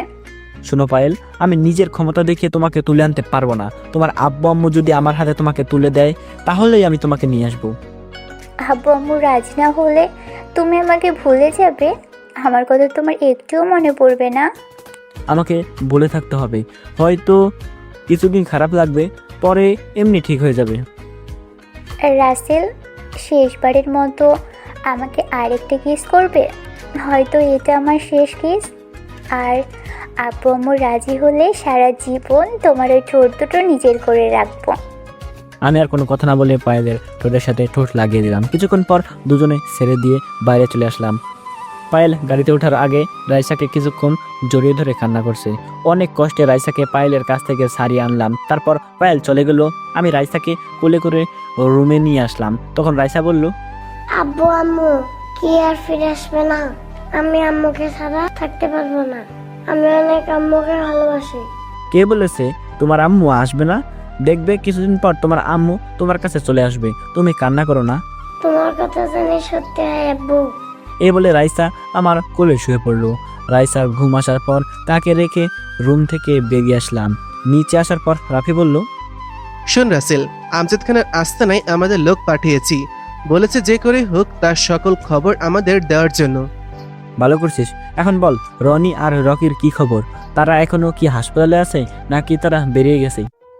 শুনেছি তাদের লোক এসে রনি আর রকিকে নিয়ে গেছে, তবে কোথায় নিয়ে গেছে সেটা বলতে পারবো না। আর ওদের খোঁজ খবর নেই। তুই কি করবি? ওরা তো আর কিছুই করতে পারবে না। আমি জানি তারা আমাকে মারার জন্য আমজাদ খানের কাছে যাবে। ওদের তো এখন একটা হাত আর একটা পা আছে, তারা এখন আলগা হাত পা লাগাবে। এবার যদি আমাদের ক্ষতি করতে আসে তাহলে ওদের আর বাঁচিয়ে রাখবো না। ওরা এখনো তাকে ভালো করে চিনে নাই। ঠিক আছে, তুই এখন রুমে যা। যদি কোনো খবর আসে তাহলে আমাকে জানাস। আমি একটু রুমে গেলাম। ঠিক আছে যা, তবে আজকে মন্ত্রী তোকে রাতে তার সাথে দেখা করতে বলেছে। আমি ঠিক আছে বলে উপরে চলে এসে নিজের রুমে চলে আসলাম। রুমে এসে বিছানায় শুয়ে পড়লাম। পায়েলের কথা খুব মনে পড়ছে। পায়েলের সামনে নিজেকে অনেক শক্ত রেখেছি। যদি আমি ভেঙে পড়তাম তাহলে পায়েল ভুলেও তাদের বাড়িতে যেত না। পায়েল এসেছে, অনেক দিন হয়েছে। তার আব্বু আম্মু অনেক চিন্তা করছে, তাই ওকে যেতে দিলাম। কিন্তু আজ পর্যন্ত পায়েলের আব্বু আম্মুর সাথে আমি কখনো কথা বলি নাই। পায়েলকে ছাড়া পুরো বাসা ফাঁকা ফাঁকা লাগছে। আর আমি জানি পায়েলের আব্বু কখনো রাজি হবে না। সেখানে একটা রহস্য আছে। গল্পের সাথে থাকুন, সব জানতে পারবেন। রাতে রাফি আর আমি বাসা থেকে বেরিয়ে সাথে লোক নিয়ে মন্ত্রীর বাসা চলে আসলাম। কলিং বেল চাপ দেওয়ার পর আন্টি এসে দরজা খুলে দিল। আমাদের দেখে আন্টি বলল, আরে রাসেল এবং রাফি, হঠাৎ আমার বাসায়? তোমরা তো আমার বাসায় আসোই না, তা আজকে আসলে যে? আসলে আন্টি, আঙ্কেল বলেছে ওনার সাথে দেখা করতে। কি জন্য দেখা করতে বলেছে তা বলতে পারবো না। তোমার আঙ্কেল বলে আসো? তোমার এই আন্টির কথা একটু মনে পড়ে না? আর পড়বেই কেমন করে? আমি তো তোমাদের আপন কেউ না। তুমি রাগ করো না আন্টি, এবার কিছুদিন পর পর তোমাকে দেখতে আসবো। এবার খুশি? অনেক খুশি। এবার ভিতরে গিয়ে বসো, আমি তোমাদের আঙ্কেলকে ডেকে দিচ্ছি। বলে আন্টি ভিতরে চলে গেল। আমি আর রাফি ভিতরে ঢুকে সোফায় গিয়ে বসলাম। কিছুক্ষণ পর মন্ত্রী আমাদের সামনে আসলো। তখন আমি বললাম, তো বলুন কেন ডেকেছেন আমাকে? আপনি তো আবার কোনো কাজ ছাড়া আমাকে মনে করেন না। আজকে তোমাকে কাজের জন্য ডাকি নাই, আজকে তোমাকে একটা জিনিস দিব। সালাম, সুটকেসটা নিয়ে আয় তো। মন্ত্রী কথা মতো সালাম ভিতর থেকে একটা সুটকেস নিয়ে আসলো। তারপর মন্ত্রী আবার বলল, এখানে পুরো 2 কোটি টাকা আছে। এগুলো তুমি গরিব দুঃখী মানুষের মাঝে বিলিয়ে দেবে। আজ তোমার কারণে মন্ত্রী পদ হাত ছাড়া হয়নি। তোমার কারণে আমি আবার মন্ত্রী হয়েছি। আচ্ছা আমাকে একটা কথা বলুন তো, হঠাৎ আপনার কি হলো? আপনার ভিতরে হঠাৎ গরিবদের জন্য মায়া হলো কেন? আমি জীবনে গরিবদের হক মেরে দিয়েছি। আমি আর গরিবের হক মেরে খাবো না। দেশের জন্য, দেশের মানুষের জন্য এবং গরিব দুঃখীদের জন্য কিছু করতে চাই। আমি এখন থেকে হক পথে চলবো। আপনার কথাগুলো শুনে অনেক ভালো লেগেছে। এখন থেকে আপনি আমাকে সবসময় আপনার সাথে ভাবেন, তবে কখনো খারাপ কাজে আসবো না, সবসময় ভালো কাজে আসবো। ঠিক আছে, এখন টাকাগুলো রাখো। রাফি টাকাগুলো নেয়। তাহলে আমরা এখন আসি, কখনো প্রয়োজন হলে ডাক দিবেন, আমি হাজির হয়ে যাব। আসসালামু আলাইকুম। এ বলে যেই না উঠতে যাব তখন আন্টি এসে হাজির। তখন আন্টি বলল, কোথাও যাওয়া হচ্ছে না, আমি টেবিলে সব কিছু রেডি করে রেখেছি, তোমরা ফ্রেশ হয়ে আসো, খাবার খেয়ে তারপর যাবে। কি আর করার, আন্টির কথা আর ফেলতে পারলাম না। আমি আর রাফি ফ্রেশ হয়ে এসে খাবার খেয়ে আন্টি আর মন্ত্রীর থেকে বিদায় নিয়ে বাসায় থেকে বেরিয়ে আসলাম। বাসায় আসতেই হঠাৎ রাফির মোবাইলে ফোন আসে। রাফি ফোন ধরে আমাকে দিল। তখন আমি হ্যালো বললাম। ওপাশ থেকে শিহাব অর্থাৎ আমার লোক বলল, ভাই, আমজাদ খানের সব খবর পেয়েছি। আমজাদ খান 1 বছর আগে বাংলাদেশের বাইরে ছিল। এই বছর বাংলাদেশে এসে ইয়াবা, অস্ত্র, ড্রাগ এগুলোর অবৈধ ব্যবসা করে যাচ্ছে। আর এটাও জানছি তার সাথে নাকি বাহিরের লোকের সাথে হাত আছে, কিন্তু এখনো আমজাদ খানকে দেখতে পাইনি। তার কিছু লোককে আটক করে কথাগুলো বের করতে পেরেছি, কিন্তু আমজাদ খান কোথায় আছে সেটা বলে নাই। তারপর ওদের গুলি করে মেরে ফেলেছি। আমার মনে হয় আমজাদ খান কোথাও লুকিয়ে আছে, সবার সামনে আসে না, হয়তো লুকিয়ে লুকিয়ে অন্য কিছুর প্ল্যান করছে। কিন্তু আমি ওই আমজাদ খানকে কখনো ছাড়বো না, তাকে আমি খুঁজে বের করবই। ভাই, আপনি কোনো চিন্তা করবেন না, আমি আরো লোক বাড়িয়েছি। বর্ডারের চারপাশে তন্ন তন্ন করে খুঁজতে আছে। একদিন ঠিকই ওই আমজাদ খানকে ধরতে পারবো। ঠিক আছে, তোরা একটু সেভে থাকবি। আমজাদ খানের লোক যেন তোদের কিছু করতে না পারে। আর কোনো কিছু লাগলে রাফির কাছে বলবি। যদি আমজাদ খানের সন্ধান পাওয়া যায় তাহলে তোরা কিছু করবি না, যা করার আমি নিজেই করব। শিহাব ঠিক আছে বলে ফোন কেটে দিল। শিহাবের সাথে কথা বলতে বলতে বাসায় চলে আসলাম। দরজার সামনে দাঁড়িয়ে কলিং বেল চাপ দেওয়ার পর খালা এসে দরজা খুলে দিল। আমি খালাকে দেখে বললাম, খালা, রাইসা কি ঘুমিয়ে গেছে? রাতের খাবার খেয়েছো? তার আম্মুকে ছাড়া ও বলেছে কিছুই খাবে না। তার আম্মুকে নিয়ে আসলে সে খাবার খাবে। ঠিক আছে খালা, তুমি আমাকে 1 প্লেট খাবার দাও, আমি নিজ হাতে ওকে খাইয়ে দিব। খালা আর কোনো কথা না বলে 1 প্লেট খাবার আমার হাতে দিল। আমি রুমে এসে দেখি রাইসা কোলবালিশে জড়িয়ে ধরে শুয়ে আছে। রাইসার মুখটা কান্না করতে করতে কেমন যেন হয়ে গেছে। আমি রাইসার পাশে বসে তাকে ডাকতে লাগলাম। রাইসা আমার ডাক শুনে চোখ খুলে আমাকে জড়িয়ে ধরে আবার কান্না করে দিল। তখন রাইসা বলল, আব্বু তুমি এসেছো? দেখো না, আমার আম্মু সেই সকালবেলা বসে গেছে, আমার কাছে 1 মিনিট ফোনটা নেই। আব্বু, আমার আম্মুকে ছাড়া আর কিছুই ভালো লাগে না, তোমার আম্মুকে ফিরিয়ে এনে দাও। আমি তোমার কাছে আর কিছুই চাই না। রাইসার কথা শুনে কি বলবো, কোনো ভাষা খুঁজে পাচ্ছি না। মেয়েটা পায়েলকে অনেক ভালোবেসে ফেলেছে। এখন যদি পায়েলকে রাইসার কাছে না এনে দেই তাহলে রাইসা অসুস্থ হয়ে পড়বে। আমাকে যে করেই হোক পায়েলকে এই বাড়িতে নিয়ে আসতে হবে। কিন্তু আমার একটা জিনিস মাথায় ঢুকছে না, পায়েল সেই সকালবেলায় বাসা থেকে বেরিয়ে গেল, এখন পর্যন্ত একটা ফোন দিয়ে বলল না, নাকি পায়েল কোনো বিপদে পড়েছে। আগে রাইসাকে বুঝিয়ে খাবার খাইয়ে ঘুম পাড়িয়ে দেই, রুমে গিয়ে পায়েলকে ফোন দিব। রাইসা মামনি, তুমি কান্না করো না, আমি কথা দিচ্ছি তোমার আম্মুকে কিছুদিন পর তোমার কাছে নিয়ে আসবো। তবে তোমাকে খাওয়া দাওয়া ঠিক মতো করতে হবে, তা না হলে আমি তোমার আম্মুকে এনে দেব না। না না, আমি খাওয়া দাওয়া ঠিক মতো করবো। তুমি শুধু আমার আম্মুকে আমার কাছে নিয়ে আসো, আমি তোমার কাছে আর কিছুই চাই না। ঠিক আছে, তাহলে এখন আমার হাতে খাবার খেয়ে নাও। আমি কালকে তোমার আব্বু আম্মুর বাসায় যাব। রাইসা চোখের পানি মুছে আমার হাতে খাবার খেতে লাগলো। রাইসাকে খাবার খাইয়ে দিয়ে ঘুম পাড়িয়ে ওয়াশরুমে চলে আসলাম। ফ্রেশ হয়ে মোবাইল হাতে নিয়ে পায়েলকে ফোন দিলাম, কিন্তু অবাক করা বিষয় হলো পায়েলের মোবাইল বন্ধ বলছে। আমি অনেকবার পায়েলের মোবাইলে ফোন দিচ্ছি, কিন্তু বারবার মোবাইল বন্ধ বলছে। তাই আর পায়েলকে ফোন দিলাম না। আর কিছু চিন্তা না করে রাইসাকে জড়িয়ে ধরে শুয়ে পড়লাম। পরের দিন রাইসাকে বুঝিয়ে রাফির এবং খালার কাছে বলে গাড়ি নিয়ে সেই দিনাজপুরে রওনা দিলাম। আসার সময় রাফিকে বলে আসছি রাইসা এবং খালাকে দেখে রাখতে। আর মন্ত্রী আমার কথা জিজ্ঞাসা করলে বলতে বলেছি আমি একটা কাজের জন্য ঢাকার বাইরে গেছি। প্রায় 5 ঘন্টা পর চিরচেনা সেই শহরে চলে আসলাম। আসার সময় আমার আসার কোনো ইচ্ছা ছিল না এই শহরে, শুধুমাত্র রাইসার জন্য এসেছি। এই শহরে না আসার কারণ, আমার আব্বু আম্মুকে ফেলে রাখার পর নানা নানি এবং মামা মামি আমার কোনো খোঁজ নেয়নি। তাই আব্বু আম্মুর মতো ওদেরও আমি ঘৃণা করি। আগের থেকে অনেক পরিবর্তন হয়ে গেছে এই দিনাজপুর। স্কুলটা নতুন করে আবার বানিয়েছে, কত স্মৃতি জমে আছে এই শহরে। এখানে আমার কিছু বন্ধু ছিল, কিন্তু যাওয়ার পর তাদের সাথে আমার যোগাযোগ হয়নি। তো যাই হোক, দেখতে দেখতে পায়েলদের বাসার সামনে চলে আসলাম। গাড়ি একটু সাইড করে দারোয়ানের সামনে গেলাম। তখন দারোয়ান আমাকে দেখে বলল, কাকে চাই? আর তোমাকে তো চিনতে পারলাম না, কোথায় থেকে আসছো তুমি? আসলে চাচা, আমি ঢাকা থেকে আসছি। পায়েল আর আমি বন্ধু, ওর সাথে একটু দেখা করতে আসছি। কাল সকাল থেকে ওর মোবাইল বন্ধ। তারপর দারোয়ান চাচা যেটা বলল সেটা শোনার জন্য আমি মোটেও প্রস্তুত ছিলাম না। দারোয়ান চাচা এটা কি বললো? পায়েল এটা কিভাবে করতে পারলো? পায়েল মামুনির জন্য স্যারের বিয়ে ঠিক করেছে, ছেলে স্যারের বন্ধুর ছেলে, কিন্তু পায়েল মামুনি এই বিয়েতে রাজি না। তাই স্যারের জোর করে পায়েল মামুনিকে বিয়ে দিতে চাইছে, আর ওই মোবাইল নিয়ে গেছে। এখন পায়েল কোথায় আছে, ওর সাথে কি কথা বলা যাবে? আমি ওর সাথে 2 মিনিট কথা বলতে চাই। পায়েল কে তোর রুমের ভিতরে আটকে রেখেছে, তাকে ঘর থেকে বের হতে দিচ্ছে না।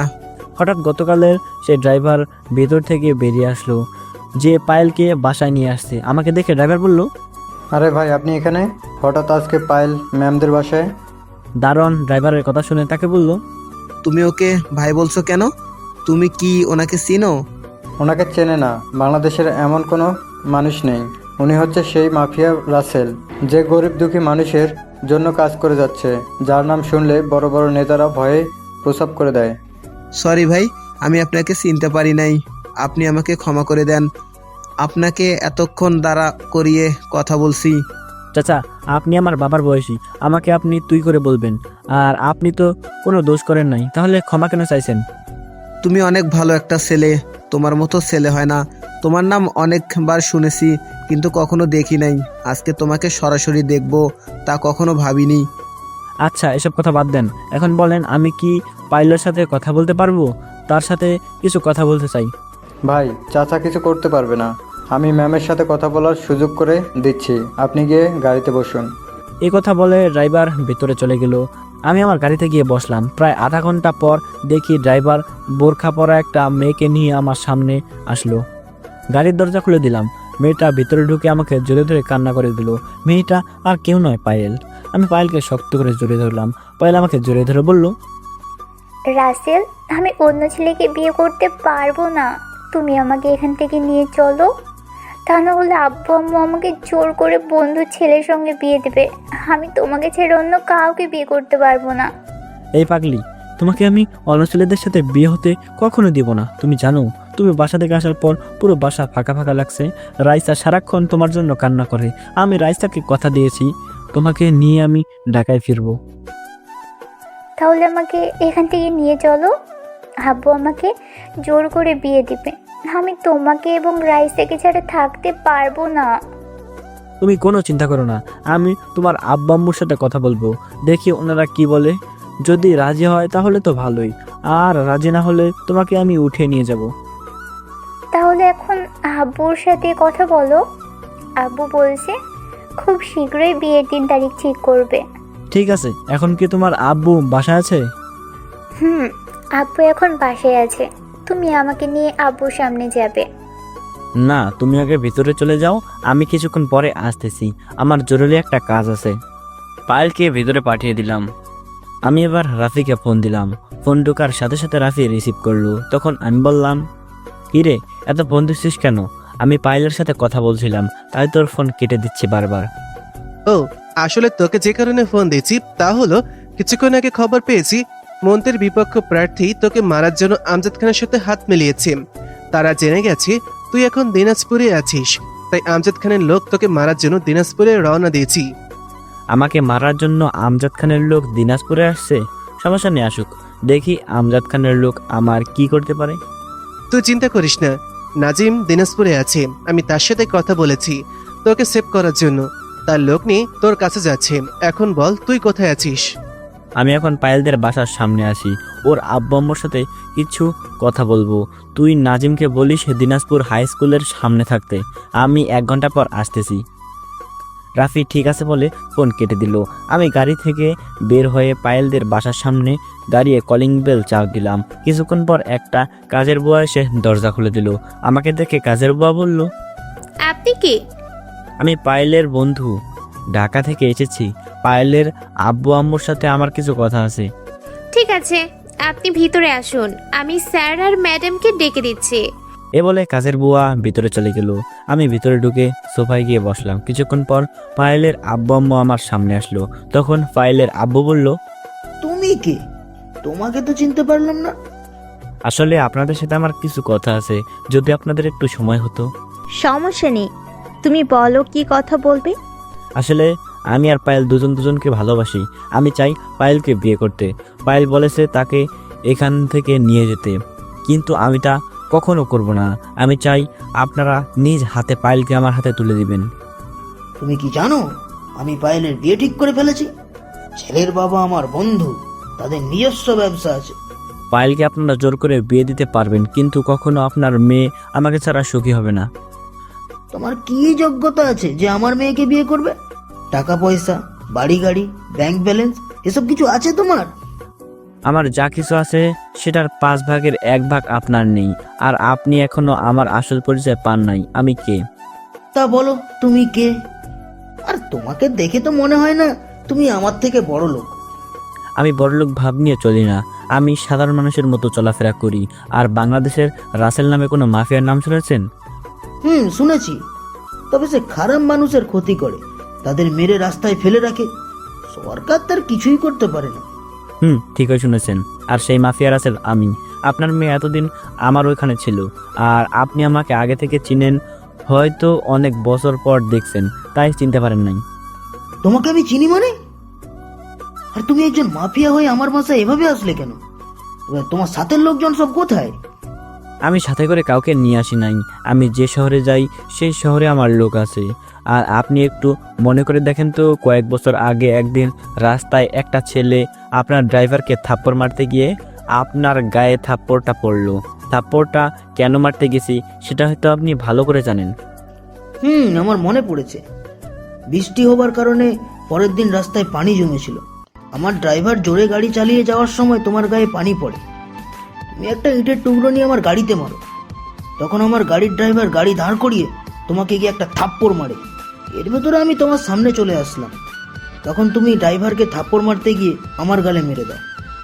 ঠিকই ধরেছেন, কিন্তু ওখানে আপনাদের দোষ ছিল, আমার কোনো দোষ ছিল না। আপনার ড্রাইভারের উচিত ছিল গাড়ি আস্তে আস্তে চালিয়ে যাওয়া।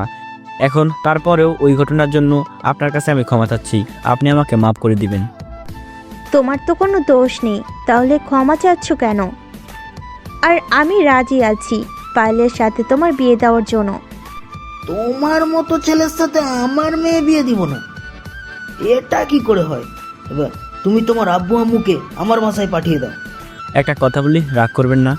আমার আব্বু আম্মু কেউ নেই, তারা আমার কাছে মৃত। আজ তাদের জন্য আমি একজন মাফিয়া নামে পরিচিত। কেন? তোমার আব্বু আম্মু কি করেছে যে কারণে তোমার কাছে তারা মৃত? হঠাৎ আমার মোবাইলটা বেজে ওঠে, তখন আমি একটু সাইডে গিয়ে ফোনটা রিসিভ করি। তখন ওই পাশ থেকে বলল, ভাই আমি নাজিম, রাফি আমাকে আপনার নাম্বার দিয়েছে। আমি লোক নিয়ে হাই স্কুলের সামনে আছি, আপনি কোথায় আছেন? আমি এক জায়গায় আছি, আধা ঘন্টা পর আসতেছি, তোমরা ওইখানে অপেক্ষা করো। আপনাদের পরে সব কিছু খুলে বললো। আমি চাই পায়েলকে আজকে সন্ধ্যায় কাজী ডেকে বিয়ে করব, তারপর তাকে নিয়ে ঢাকায় চলে যাব। আমার একটা কাজ বাকি আছে, ওটা শেষ করে বড় করে একটা অনুষ্ঠান করব, যদি আপনাদের মত থাকে। তুমি যেভাবে বলবে সেভাবেই হবে। এবার আমি সব কিছু রেডি করতে আসি, আর আমার বন্ধুকে মানা করে দিচ্ছি। অনেক ধন্যবাদ আপনাকে। তাহলে আমি এখন আসি, সন্ধ্যায় আপনার বাসায় আসবো, আপনি সব কিছু রেডি করে রাখবেন। তুমি এখনো আমাদের আপনি করে বলছো কেন? এখন থেকে আমাদের আব্বু আম্মু বলে ডাকবে। আর তুমি তো কিছুই খেলে না। এখন কিছু খাবো না, সন্ধ্যায় বিয়ে করার পর খাবো। আমার সাথে আরও কিছু লোক আসবে। এ বলে তাদের থেকে বিদায় নিয়ে বাসা থেকে বেরিয়ে আসলাম। আমি এতক্ষণ পায়েলের আব্বু আম্মুর সাথে কথা বলছি, আর পায়েল এক কোনায় দাঁড়িয়ে সব শুনেছে। পায়েল তার আব্বু আম্মুর কথা শুনে খুশিতে রুমে চলে গেল। আমি তাদের বাসা থেকে বেরিয়ে গাড়ি নিয়ে সোজা স্কুলের সামনে চলে আসলাম। স্কুলের সামনে এসে দেখি নাজিম 5 গাড়ির লোক নিয়ে অপেক্ষা করছে। আমি তাদের সামনে গাড়ি দাঁড় করালাম। গাড়ি থেকে নামার পর নাজিম আমার সামনে এসে বলল, আসসালামু আলাইকুম ভাই, কেমন আছেন? আজকে আপনাকে সামনাসামনি দেখব সেটা কখনোই স্বপ্নে ভাবি নাই। ও আচ্ছা, এখন বলো, আমজাদ খানের লোক দিনাজপুরে আসছে? আমরা তো কাউকে দেখি নাই। রাফি ভাই আমাকে বলার পর আমি লোক নিয়ে চলে আসি। হঠাৎ আমার মোবাইলটা বেজে উঠলো, তাকিয়ে দেখি পায়েল ফোন দিছে। আমি রিসিভ করার পর পায়েল ওপাশ থেকে যেটা বলল সেটা শোনার জন্য আমি মোটেও প্রস্তুত ছিলাম না। পায়েলের কথা শুনে আমার মাথা গরম হয়ে গেল। পায়েল আমাকে ফোন করে বলল, রাসেল, তুমি আমাদের বাসা থেকে বেরিয়ে যাওয়ার পর আপু মোবাইলে একটা কল আসে। আমজাদ খান নামে এক লোক ফোন দিয়েছে। উনি বলছে তোমাকে যদি তাদের হাতে তুলে না দিই তাহলে আব্বুকে মেরে ফেলবে। আব্বু আম্মু এখন টেনশন করতে আছে। আমি পায়েলের কথা শুনে আমার মাথায় রক্ত উঠে গেছে। তখন আমি পায়েলকে বললাম, তোমার আব্বু আম্মুকে কোনো টেনশন করতে বলবে না। ওই আমজাদ খান আমার কিছুই করতে পারবে না, তোমার আব্বুরও কিছু করতে পারবে না। আমি এখনই আসছি তোমাদের বাসায়। প্লিজ তুমি এসো না। আমজাদ খানের লোক আমাদের বাসার চারপাশে ঘোরাঘুরি করছে, তোমাকে দেখলে হয়তো মেরেই ফেলবে। আমাকে নিয়ে চিন্তা করতে হবে না, ওরা আমাকে এখনও চিনে নাই, আমার কিছুই করতে পারবে না বলে ফোনটা কেটে নাজিম এবং তার লোক নিয়ে পায়েলদের বাসার সামনে যেতে লাগলাম। কিছুক্ষণ পর পায়েলদের বাসার সামনে চলে আসলাম। নাজিমকে আগে গাড়ি থেকে নামতে বললাম, তাকে বলছে চারপাশে তাকিয়ে দেখতে কাউকে দেখা যায় নাকি। নাজিম এবং তার লোক গাড়ি থেকে নেমে বাসার চারপাশে তাকিয়ে দেখতে লাগলো, কিন্তু কাউকে দেখতে পায়নি। তারপর আমি গাড়ি থেকে নেমে বাসার ভিতরে ঢুকে দরজার সামনে দাঁড়িয়ে কলিং বেল চাপ দিলাম। কিছুক্ষণ পর পায়েল এসে দরজা খুলে দিল। আমি আর নাজিম ভিতরে ঢুকলাম আর বাকিদের বাহিরে পাহারা দিতে বললাম। ভিতরে ঢোকার পর পায়েলের আব্বু আম্মু আমার সামনে আসলো। তখন আমি বললাম, পায়েল আমাকে ফোন করে সব বলেছে, এখন বলুন আমজাদ খান আপনাকে আর কি কি বলেছে। আমজাদ খান বলেছে তোমাকে তাদের হাতে তুলে দিতে, পায়েলকে তোমার সাথে বিয়ে দিতে মানা করেছে। আমি যদি এসব কথা তোমাকে বলি তাহলে আমার পরিবারের সবাইকে মেরে ফেলবে। এখন তো আপনি আমাকে সব বলে দিচ্ছেন, তাহলে যদি আমজাদ খান আপনাকে মেরে ফেলে? আমি ওই আমজাদ খানকে ভয় পাই না। তোমার সাথে কথা বলার পর আমার সাহস বেড়ে গেছে, তাই আমি কাউকে ভয় পাই না। এই সাহস সবসময় মনের ভিতরে রাখবেন, তাহলে কোনো সন্ত্রাসী আপনার কিছুই করতে পারবে না। হঠাৎ বাইরে গোলাগুলির শব্দ শুরু হলো। আমি পকেট থেকে গানটা বের করে নাজিমকে সাথে নিয়ে বাসা থেকে বের হলাম। বাইরে এসে দেখি 15-20 জনের মতো লোক আমার লোকদের গুলি করছে। তখন আমিও তাদের গুলি করতে লাগলাম, নাজিমও গুলি করতে লাগলো। গুলি করতে করতে প্রায় ওদের সবগুলো লোক মারা গেছে, কিন্তু হঠাৎ একটা গুলি এসে আমার হাতে লাগে। আমি নিচে বসে গেলাম। নাজিম আমাকে ধরে বাসার ভিতরে নিয়ে গেল। পায়েল আমাকে দেখে দৌড়ে এসে জড়িয়ে ধরে কান্না করে দিল। তখন আমি বললাম, এই পায়েল তুমি কান্না করছো কেন? আমার কিছুই হয়নি, শুধু হাতে একটা গুলি লেগেছে, এমনি ঠিক হয়ে যাবে। তুমি বললে ঠিক হয়ে যাবে, তুমি তো ডক্টর, এখন তোমার হাত থেকে গুলি বের করতে হবে, তোমাকে এখনই হাসপাতালে নিয়ে যেতে হবে। না মা, রাসেলকে নিয়ে বাসা থেকে বের হওয়া যাবে না। আমজাদ খানের লোক আবার ওর ওপর আক্রমণ করতে পারে।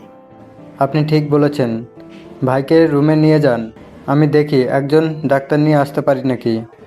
আপনাকে কোথাও যেতে হবে না, আমি ওর গুলি বের করব। আপনি শুধু ওকে ধরে আমার রুমে নিয়ে আসুন, আমি ওর গুলি বের করার ব্যবস্থা করছি। নাজিম আর পায়েলের আব্বু আমাকে ধরে পায়েলের রুমে নিয়ে এসে বিছানায় শুয়ে দিল। গুলিটা অনেকটা ভিতরে ঢুকে গেছে। কিছুক্ষণ পর পায়েল রুমে এসে আমার পাশে বসলো। আমি তাকিয়ে দেখি পায়েলের হাতে একটা ছুরি। তখন পায়েল বলল, প্লিজ রাসেল, তোমাকে একটু ব্যথা সহ্য করতে হবে, এছাড়া আমি আর কোনো উপায় দেখতে পাচ্ছিলাম না। আমি ব্যথার কারণে কথা বলতে পারছি না। মাথা নাড়িয়ে বললাম, গুলি বের করতে হবে। তখন পায়েল নাজিমকে বলল, আপনি একটু রাসেলকে শক্ত করে চেপে ধরুন, আমি জানিও অনেক ব্যথা পাবে। নাজিম আর কোনো কথা না বলে আমার এক হাত শক্ত করে চেপে ধরলো, আর এক হাত পায়েলের আব্বু চেপে ধরলো। পায়েলের ছুরিটা আগুন দিয়ে অনেক গরম করলো। তারপর ছুরিটার মাথা দিয়ে গুলি বের করতে লাগলো। পায়েল ছুরিটা হাতে লাগানোর সাথে সাথে আমি অনেক জোরে চিৎকার করতে লাগলাম। হঠাৎ আমি ব্যথায় জ্ঞান হারিয়ে ফেললাম। তারপর আর কি হলো আমি বলতে পারবো না। হঠাৎ কারো কান্নার আওয়াজে ঘুম ভেঙে গেল। আমি চোখ খুলে তাকিয়ে দেখি রাইসা আমার এক হাত জড়িয়ে ধরে কান্না করতে আসে। তখন আমি রাইসাকে বললাম, আমার মামুনি কান্না করছে কেন?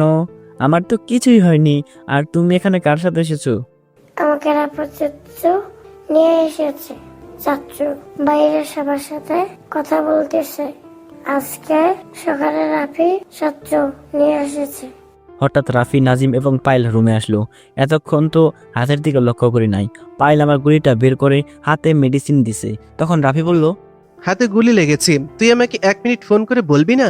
রাত 3টার সময় নাদিম আমাকে ফোন দিয়ে বলে তোর হাতে আমজাদ খানের লোক গুলি করেছে। তারপর ভোর ভোরে রাইসাকে সাথে নিয়ে রওনা দিলাম, এখানে আসলাম। এখনো কাউকে খুঁজে পাইনি, তবে বেশি দিন লাগবে না ওদের খুঁজে বের করতে। আমার মনে হয় মন্ত্রীর বিপক্ষ প্রার্থীকে ধরতে পারলে আমজাদ খানের সংবাদ পাওয়া যাবে। তুই বলছিস না মন্ত্রীর বিপক্ষ প্রার্থী আমজাদ খানের সাথে হাত মিলিয়েছে আমাকে মারার জন্য? আসলে তোকে না জেনে আমি আমাদের এক লোককে, ওই জুনায়েদ সাহেব, মন্ত্রীর বিপক্ষ প্রার্থীর নাম, ওর এখানে পাঠিয়ে দিয়েছি একটা কাজের জন্য। তখন ওই লোকটা আমাকে ফোন দিয়ে এসব কথা বলেছে। তাহলে ঠিক আছে, আগে ওই জুনায়েদ সাহেবকে ধরতে হবে, তাহলে সব খবর পাওয়া যাবে।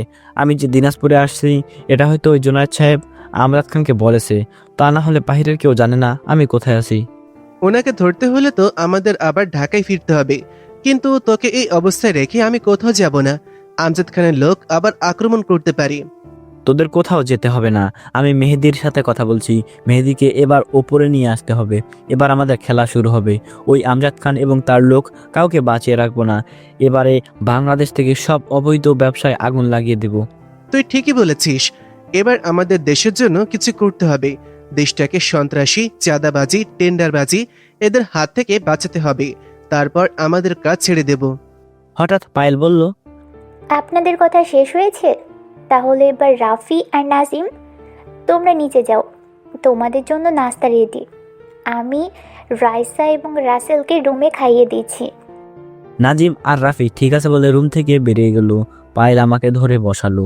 তখন পায়েল বলল, তুমি বসো, আমি তোমার জন্য পানি নিয়ে আসছি। আর রাইসা, মামুনি, তুমি আমার সাথে আসো, ফ্রেশ হয়ে বাবার সাথে খাবার খাবে। রাইসা আর পায়েল ওয়াশরুমে ঢুকে ফ্রেশ হয়ে আসলো আর সাথে পানি নিয়ে এসে আমার মুখটা ধুয়ে দিল। পায়েল রুম থেকে বেরিয়ে আমাদের জন্য নাস্তা নিয়ে আসলো। পায়েল নিজ হাতে আমাকে এবং রাইসাকে খাইয়ে দিচ্ছে। নাস্তা খাওয়া শেষ হওয়ার পর পায়েল আমাকে ওষুধ খাইয়ে দিল। তখন আমি পায়েলকে বললাম, পায়েল, তোমার অনেক কষ্ট হচ্ছে তাই না? এটা তুমি কি বলছো? আমি আমার স্বামীর সেবা করছি, এখানে কষ্ট পাওয়ার কি আছে? এখনো তো আমাদের বিয়ে হয়নি। হয়নি তো কি হয়েছে? তুমি আগে সুস্থ হয়ে ওঠো, তারপর আমাদের বিয়ে হবে।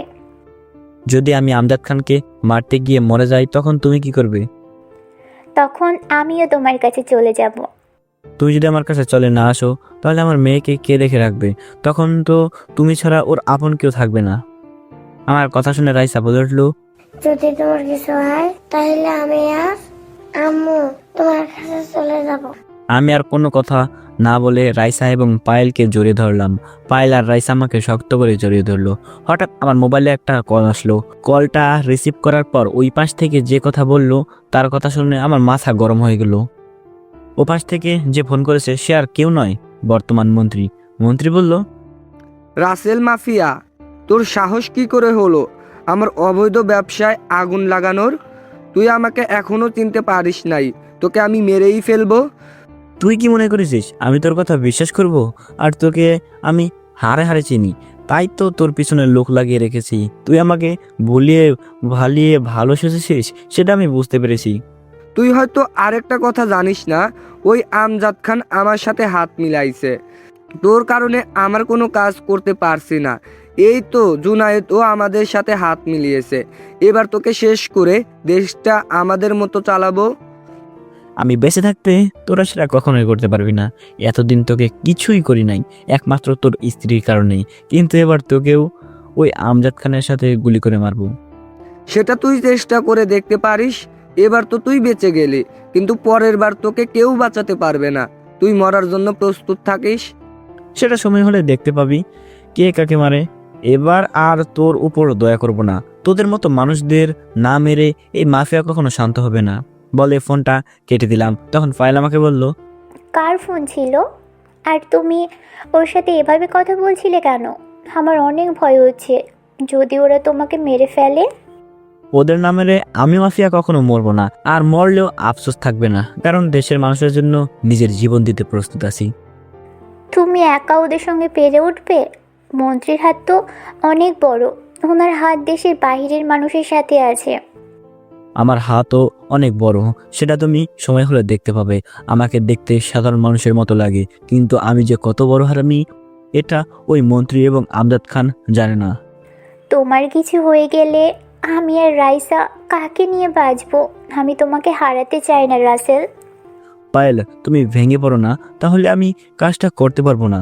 শুধু আমার জন্য আল্লাহর কাছে দোয়া করো, আমি যেন এই সব জালিমদের ধ্বংস করতে পারি। তাহলে দেশের মানুষ সুন্দরভাবে জীবনযাপন করতে পারবে। আমি তোমার জন্য সব সময় দোয়া করি, তুমি যেন দেশের মানুষকে এই সব জালিমদের হাত থেকে রক্ষা করতে পারো।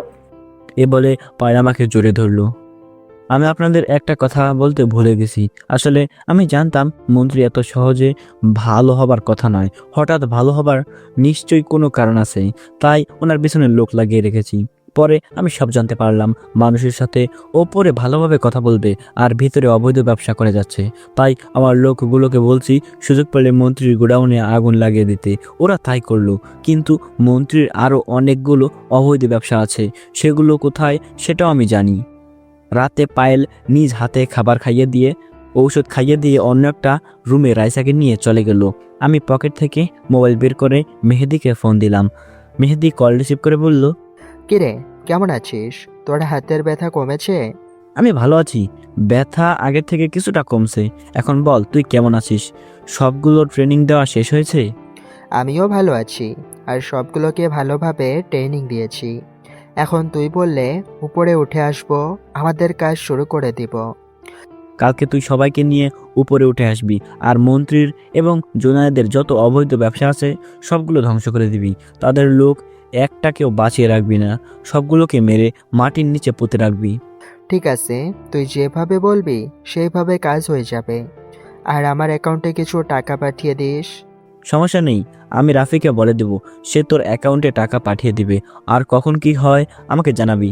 মেহেদি ঠিক আছে বলে ফোন কেটে দিল। এবার আপনাদের একটা গোপন কথা খুলে বলি।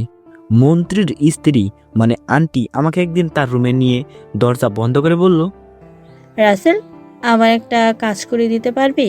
হয়তো যে কাজের কথা বলবো তুমি সেটা কল্পনাই করতে পারবে না, কিন্তু তুমি আমার কাজটা করে দিবে। আমি জানি তুমি এই কাজটা করতে পারবে। কি কাজ আন্টি? যদি সম্ভব হয় তাহলে আমি অবশ্যই তোমার কাজটা করে দিব, তবে এমন কোনো কাজের কথা বলবে না যেটা আমি করতে পারবো না। আমার কাজটা হচ্ছে আমার স্বামী মানে তোমার আঙ্কেলকে মেরে ফেলতে হবে। আন্টি, এটা আপনি কি বলছেন? আঙ্কেলকে কেন মারবো? আর ওনাকে মারলে তো আপনি বিধবা হয়ে যাবেন। বিধবা হলে আমার কোনো সমস্যা নেই, ওই খুনিকে তোমার মারতে হবে। তুমি জানো ওই মন্ত্রী আমার বাবা মাকে মেরে আমাকে জোর করে বিয়ে করেছে। আমি অনেক চেষ্টা করেছি ওকে মারার জন্য, কিন্তু মারতে পারি নাই। তুমি ওকে মেরে ফেলো। ওর মতো খুনির সাথে আমি সংসার করতে চাই না। ও শুধু আমার বাবা মাকে মারে নেয়, ও আমার ভালোবাসার মানুষটাকেও মেরে ফেলেছে। আন্টি কথাগুলো বলতে ওনার চোখ দিয়ে পানি পড়ে পুরো শাড়ি ভিজে গেছে। আন্টির কথা শুনে যেন আমার পায়ের নিচ থেকে মাটি সরে গেল। তখন আমি আন্টিকে বললাম, আচ্ছা আন্টি, মন্ত্রী কেন আপনার বাবা মাকে মেরেছে এবং আপনার ভালোবাসার মানুষকে মেরেছে? আমার কথা শুনে আন্টি বলতে লাগলো, এই মন্ত্রী আমার বাবার সম্পত্তির জন্য আব্বু আম্মুকে মেরে ফেলেছে। তখন এই মন্ত্রীর কিছুই ছিল না। এই মন্ত্রী আব্বুর অফিসে একজন ম্যানেজার ছিল। আব্বু তাকে অনেক বিশ্বাস করত, কিন্তু মন্ত্রী আব্বুর সাথে বেইমানি করে। বাড়ি গাড়ি অফিস ব্যাংক ব্যালেন্স সব কিছু সই করে নিয়ে যায়। আব্বু পুলিশের কাছে মামলা করতে যাওয়ার সময়। আমি তো কথা শুনে পুরো অবাক। এবার বলুন, আপনার ভালোবাসার মানুষটির সাথে কতদিনের রিলেশন ছিল? আর আপনার আব্বু আম্মুকে মারার আগে আপনি কি করতেন? তখন আমি পড়ালেখা করতাম, মাস্টার্স কমপ্লিট করছি। মাস্টার কমপ্লিট করার পর আব্বু আম্মুকে মেরে ফেলে এবং আমাকে জোর করে বিয়ে করে। আর আমার আর রাতুলের রিলেশন কলেজ লাইফ থেকে। মন্ত্রী আমাকে বিয়ে করার পর কেমন করে যেন রাতুলের কথা জানতে পারে। ভালোবাসার মানুষের নাম। পরে আমাকে রাতুলকে মেরে ফেলার হুমকি দেয় যদি আমি বাহিরে কারো কাছে কিছু বলি। কিন্তু কয়টা মাস যাওয়ার পর রাতুলের কোনো খোঁজ খবর পাইনি। সে কি বেঁচে আছে নাকি ওকে মেরে ফেলেছে সেটাও বলতে পারবো না। আমার মনে হয় মন্ত্রী তাকে মেরে ফেলেছে। ঠিক আছে আন্টি, আমি আপনাকে কথা দিচ্ছি এই মন্ত্রীকে আমি কখনো বাঁচিয়ে রাখবো না। এখন ওনাকে মারা সহজ হবে না, আমার কিছু প্রমাণ জোগাড় করতে হবে, তা না হলে ওনাকে মারা যাবে না। ঠিক আছে, আমি তোমাকে হেল্প করব। যদি কখনো দরকার হয় তাহলে আমার সাথে যোগাযোগ করো। আমি যতটুকু পারি হেল্প করার চেষ্টা করব। এই ছিল আন্টির সাথে আমার কথা। এরপর ওই মন্ত্রীকে আমি দু চোখে দেখতে পারতাম না। আর মন্ত্রী যে সময় আমাকে ডাকতো তখনই চলে যেতাম, কারণ আমার প্রমাণ বের করতে হবে। আর এ পর্যন্ত মন্ত্রীর থেকে প্রায় 20 কোটি টাকার মতো নিছি। এই সবগুলো টাকা গরিবদের হক ছিল, তাই ওই টাকা দিয়ে গরিবদের জন্য এত কিছু করে যাচ্ছি। আমি প্রায় অনেক প্রমাণ জোগাড় করেছি। এসব প্রমাণ জোগাড় করতে আন্টিও আমাকে সাহায্য করছে। তো কি প্রমাণ জোগাড় করছি সেটা সময় হলে জানতে পারবেন। দেখতে দেখতে 10টা দিন চলে গেল। এখন মোটামুটি সুস্থ আছি, হাতটা নাড়াচাড়া করতে পারছি, কিন্তু ঘাটা এখনো শুকায় নাই। আজকে পায়েল আমি আর রাইসা মার্কেট করতে এসেছি। এখানে আসার সময় কোনো জামা কাপড় নিয়ে আসি নাই। রাফি 2 সেট জামা কিনে এনে দিছে, কিন্তু সেটা আমার পছন্দ হয়নি। কোনো রকম 10টা দিন পরেছি। আমার সাথে প্রায় 10 গাড়ি লোক এসেছে। তারা সবাই মার্কেটের সামনে পাহারা দিচ্ছে। পায়েলের জন্য কিছু জামা কাপড় নিলাম, রাইসার জন্য কিছু নিলাম। হঠাৎ একটা নেকলেস এর ওপর চোখ যায়। আমার নেকলেসটা অনেক পছন্দ হয়েছে, তাই পায়েল এবং রাইসার চোখ ফাঁকি দিয়ে নেকলেসটা কিনে নিলাম। এটা পায়েলকে ভালো মানাবে। কেনাকাটা সব শেষ। তখন মনে পড়লো শ্বশুর শাশুড়ির জন্য তো কিছুই নিলাম না। তারপর শ্বশুর শাশুড়ির জন্য কিছু মার্কেট করলাম, সব কিছু কেনাকাটা শেষ করলাম। তারপর পায়েলকে বললাম, পায়েল তোমার কি আর কিছু লাগবে? যদি লাগে বলো। আর রাইসা মামুনি, তোমার আর কিছু লাগবে? আব্বু, আমার ওই বড় পুতুলটা লাগবে। পুতুলটা দেখতে অনেক সুন্দর। ঠিক আছে মামুনি, আমি এখনই কিনে দিচ্ছি তোমাকে। রাসেল, আমাকে ওই নূপুর জোড়া কিনে দাও। আমি ঠিক আছে বলে রাইসার পুতুল এবং পায়েলের নূপুর কিনে দিলাম। এর ফাঁকে রাফের জন্য কিছু কেনাকাটা করলাম। সব কিছু শেষ করে মার্কেট থেকে বেরিয়ে আসতে হঠাৎ আমার সামনে একজন মহিলা আসলো এবং ওনার সাথে আরো 2জন মানুষ ছিল। তাদের দেখে মাথায় রক্ত উঠে গেল। তারা এখানে কেন আর আমার সামনে আসলো কেন? আমি তো এখন তাদের কাউকে চিনি না। আপনারা হয়তো ভাবছেন তারা কারা, যে তাদের দেখে মাথায় রক্ত উঠে গেল। তারা আর কেউ নয়। একজন হচ্ছে আমার গর্ভধারিণী মা এবং বাকি 2জন হচ্ছে আমার মামা মামি। আম্মু আমাকে দেখে বলল, রাসেল, তুই এতদিন কোথায় ছিলি? আমি দেশে এসে তোকে অনেক জায়গায় খুঁজেছি, কিন্তু কোথাও খুঁজে পাইনি। তুই আমাকে ক্ষমা করে দে। তোর বাবার সাথে ঝগড়া করে তোকে ফেলে বাইরে চলে গেছি, তাও আবার তোদের না জানিয়ে। আপনি কে? আপনাকে তো আমি চিনি না। আমার আব্বু আম্মু তো অনেক আগে আমার কাছ থেকে মারা গেছে। রাসেল, তুমি এটা কি বলছো? তোমার আম্মু না হয় তোমাকে ফেলে চলে গেছে, তাই বলে তুমি তাদের মৃত্যু বলবে? তোমার আম্মু তার ভুল বুঝতে পেরেছে, তুমি তাকে ক্ষমা করে দাও। আসলে তোর আম্মুর কথা শুনে আমরা তোদের আর খোঁজ খবর নেয়নি, কিন্তু আমাদের দরকার ছিল তোর খোঁজ খবর নেওয়ার। তুই আমাদের মাফ করে দে। তুই আগের মতো আমাদের কাছে ফিরে আয়। ক্ষমা? সেটা আমি কখনো করব না। তারা নিজেদের স্বার্থে আমাকে ফেলে রেখে যে যার মতো চলে গেছে। একটা বারো আমার কথা চিন্তা করে নাই। আমি তাদের কাছে এতই বোঝা হয়ে গেছি। আমি কি করব? তোর আব্বুর কারণে আমি বাইরে চলে গেছি। তোর আব্বু বাইরে মেয়েদের সাথে হোটেলে রাত কাটায়, সেটা নিয়ে তোর আব্বুর সাথে প্রতিদিন ঝগড়া করি, কিন্তু তোর আব্বু ভালো হয় না। তাই বাসা থেকে বেরিয়ে আসার আগের দিন তোর আব্বুর সাথে কথা কাটাকাটির মধ্য দিয়ে তোর আব্বু আমাকে অনেক মারধর করে। তাই কাউকে না বলে বাসা থেকে বেরিয়ে একটা বান্ধবীর বাসায় চলে যায়। তার কিছুদিন পর কানাডা চলে যায় আমার আরেক বান্ধবীর কাছে। তোর কথা অনেক মনে পড়েছে। প্রতিদিন রাতে কান্না করতাম। কয়েক বছর যাওয়ার পর আর থাকতে না পেরে বাংলাদেশে চলে আসি। এসে তোকে অনেক জায়গায় খুঁজেছি, কিন্তু কোথাও পাইনি। আজকে তোর মামাতো বোন বিয়ের জন্য বিয়ের মার্কেট করতে আসি। হঠাৎ দেখি তুই মার্কেট থেকে বেরিয়ে আসছিস। আম্মু এতক্ষণ কথাগুলো বলতে চোখের পানি দিয়ে পুরো শাড়ি ভিজে ফেলছে। তখন আমি বললাম, এত যদি আমার কথা মনে পড়তো তাহলে অবশ্যই ফিরে আসতে, কিন্তু তুমি আসলে না। এখন তুমি অনেক দেরি করে ফেলছো। আমার দুনিয়ায় আপন বলতে কেউ নেই। বাংলাদেশের মানুষ এখন আমার আপনজন। তাদের সাথে বাকিটা জীবন কাটিয়ে দিতে চাই। তারা সবাই আমাকে অনেক ভালোবাসে। তারা এখন আমাকে এক নামে চিনে, মাফিয়া কিং রাসেল। আজ আমি মাফিয়া হয়েছি তোমাদের কারণে। আমার জীবনটা তোমরা ধ্বংস করে দিছো। তোমরা যদি এমনটা না করতে তাহলে আমার জীবনটা সুন্দরভাবে চলতো। আমি তো বলছি আমার ভুল হয়ে গেছে, এবারের মতো ক্ষমা করে দে। আমি কথা দিচ্ছি আর কখনো তোকে ছেড়ে কোথাও যাব না। আপনার সাথে কথা বলতে আমার ঘৃণা লাগছে। আপনি আমার সামনে থেকে গেলে আমি অনেক খুশি হব। তার মানে তুই সেই মাফিয়া কিং রাসেল? তোর নাম অনেক শুনেছি, কিন্তু কখনো দেখি নাই। আজকে তোকে দেখলাম। তুই যে কাজ করছিস সেটা দেখে অনেক খুশি হয়েছি। একবার কি তোর মাকে ক্ষমা করে দেওয়া যায় না? তাদের তো ক্ষমা আমি কখনোই করব না, তার সাথে তোমাদেরও করব না। আব্বু আম্মু আমাকে ছেড়ে যাওয়ার পর আপনারা আমার একটা বারের জন্য খোঁজখবর নিয়েছেন? আপনারাও তাদের মতো আমার খোঁজখবর নেন নাই। আসলে তোর আম্মুর কথা শুনে আমরা তোদের আর খোঁজ খবর নেয়নি, কিন্তু আমাদের দরকার ছিল তোর খোঁজ খবর নেওয়ার। তুই আমাদের মাপ করে দে। তুই আগের মতো আমাদের কাছে ফিরে আয়। দুঃখিত, আমি আপনাদের সাথে কোথাও যাব না।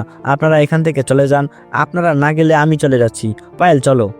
আমি আর কোনো কথা না বলে পায়েল আর রাইসাকে নিয়ে গাড়িতে গিয়ে বসলাম। আম্মু এবং মামি এখনো ওখানে দাঁড়িয়ে আছে। আম্মু দাঁড়িয়ে এখনো কান্না করে যাচ্ছে। এতক্ষণ চোখের পানি অনেক কষ্টে আটকে রেখেছি। আম্মুকে আজ প্রায় 5 বছর পর দেখছি। আগের থেকে কেমন যেন শুকিয়ে গেছে। মনে হয় খাওয়া দাওয়া ঠিক মতো করে নাই। নিজের চোখ দিয়ে জোরে জোরে পানি পড়তে লাগলো। আমার সাথে কেন এমন করছো? আমি তো কোনো অপরাধ করি নাই, তাহলে কেন আমাকে ছেড়ে চলে গেলে? তোমাদের জন্য আমার মনে এখন ভালোবাসা নেই, আছে শুধু বুক ভরা ঘৃণা। গাড়ি নিয়ে বাসা যেতে লাগলাম। তখন পায়েল বলল, তুমি তোমার আম্মুকে ক্ষমা করে দিতে, উনি তো ওনার ভুল বুঝতে পেরেছে। কি করে ক্ষমা করি বলো? তাদের জন্য আজ আমি এই পথে এসেছি। তারা যদি সুন্দরভাবে চলতো তাহলে আমাকে এই দিন কখনো দেখতে হতো না। এখানে তো তোমার আব্বুর কারণেই তোমার আম্মু চলে গেছে। দোষ তো তোমার আব্বুর, তোমার আম্মুর তো কোনো দোষ নেই। ওনাকে তো আমি সামনে পেলে নিজ হাতে গুলি করে মারবো। ওনার জন্য আজ এত কিছু হয়েছে। আমি বলি কি, তোমার আম্মুকে ক্ষমা করে দাও। উনি তো তোমার আব্বুর জন্য বাসা থেকে বেরিয়ে গেছে।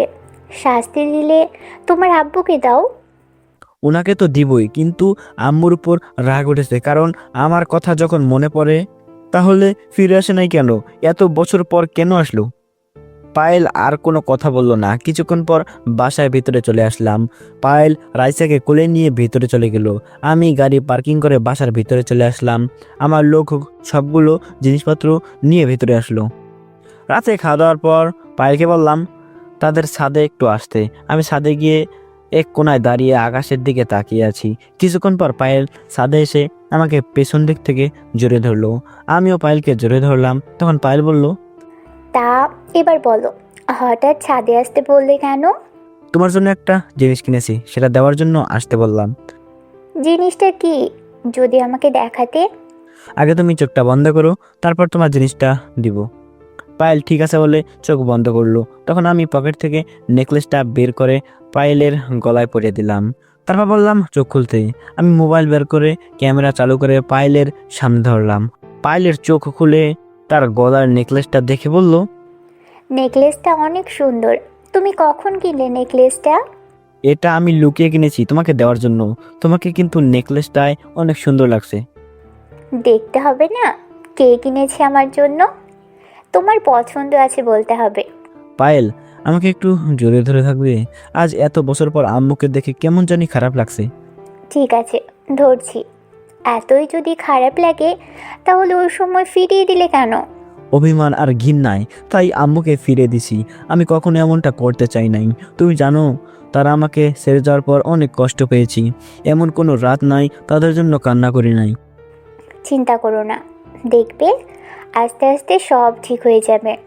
পায়েল আর আমি কিছুক্ষণ ছাদে থেকে নিচে এসে যে যার রুমে চলে গেলাম।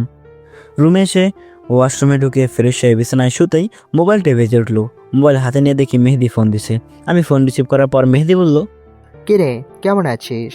ওই মন্ত্রী এবং আমজাদ খানের সব খবর পেয়ে গেছি, কিছু প্রমাণ জোগাড় করে ফেলেছি। তাহলে তো ভালোই। এখন আমাদের মিশনে যেতে হবে। তুই সব কিছু রেডি করে রাখ। আমি সব কিছু রেডি করে রাখছি, তুই কালকে ঢাকায় ফিরে আয়। আমজাদ খান এখন ঢাকায় আছে। ঠিক আছে, তাহলে আমি কালকে সবাইকে নিয়ে ঢাকায় ফিরে আসছি বলে ফোনটা কেটে দিয়ে ঘুমিয়ে পড়লাম। পরের দিন সকালে হঠাৎ বুকটা ভারী ভারী লাগছে। চোখ খুলে দেখি পায়েল আমাকে জড়িয়ে ধরে শুয়ে আছে। পায়েলের চেহারাটার দিকে তাকিয়ে দেখি কেমন যেন মায়া আছে। আমি পায়েলের কপালে একটা চুমু দিলাম। সাথে সাথে পায়েলের ঘুম ভেঙে গেল। তখন পায়েল বলল, আমাকে চুমু দিলে হবে না, আমাকে এখন একটা কিস করতে হবে। আমি আজকে তোমার কোনো কথা শুনবো না। তার মানে তুমি ঘুমিয়ে নেই, এতক্ষণ সজাগ ছিলে?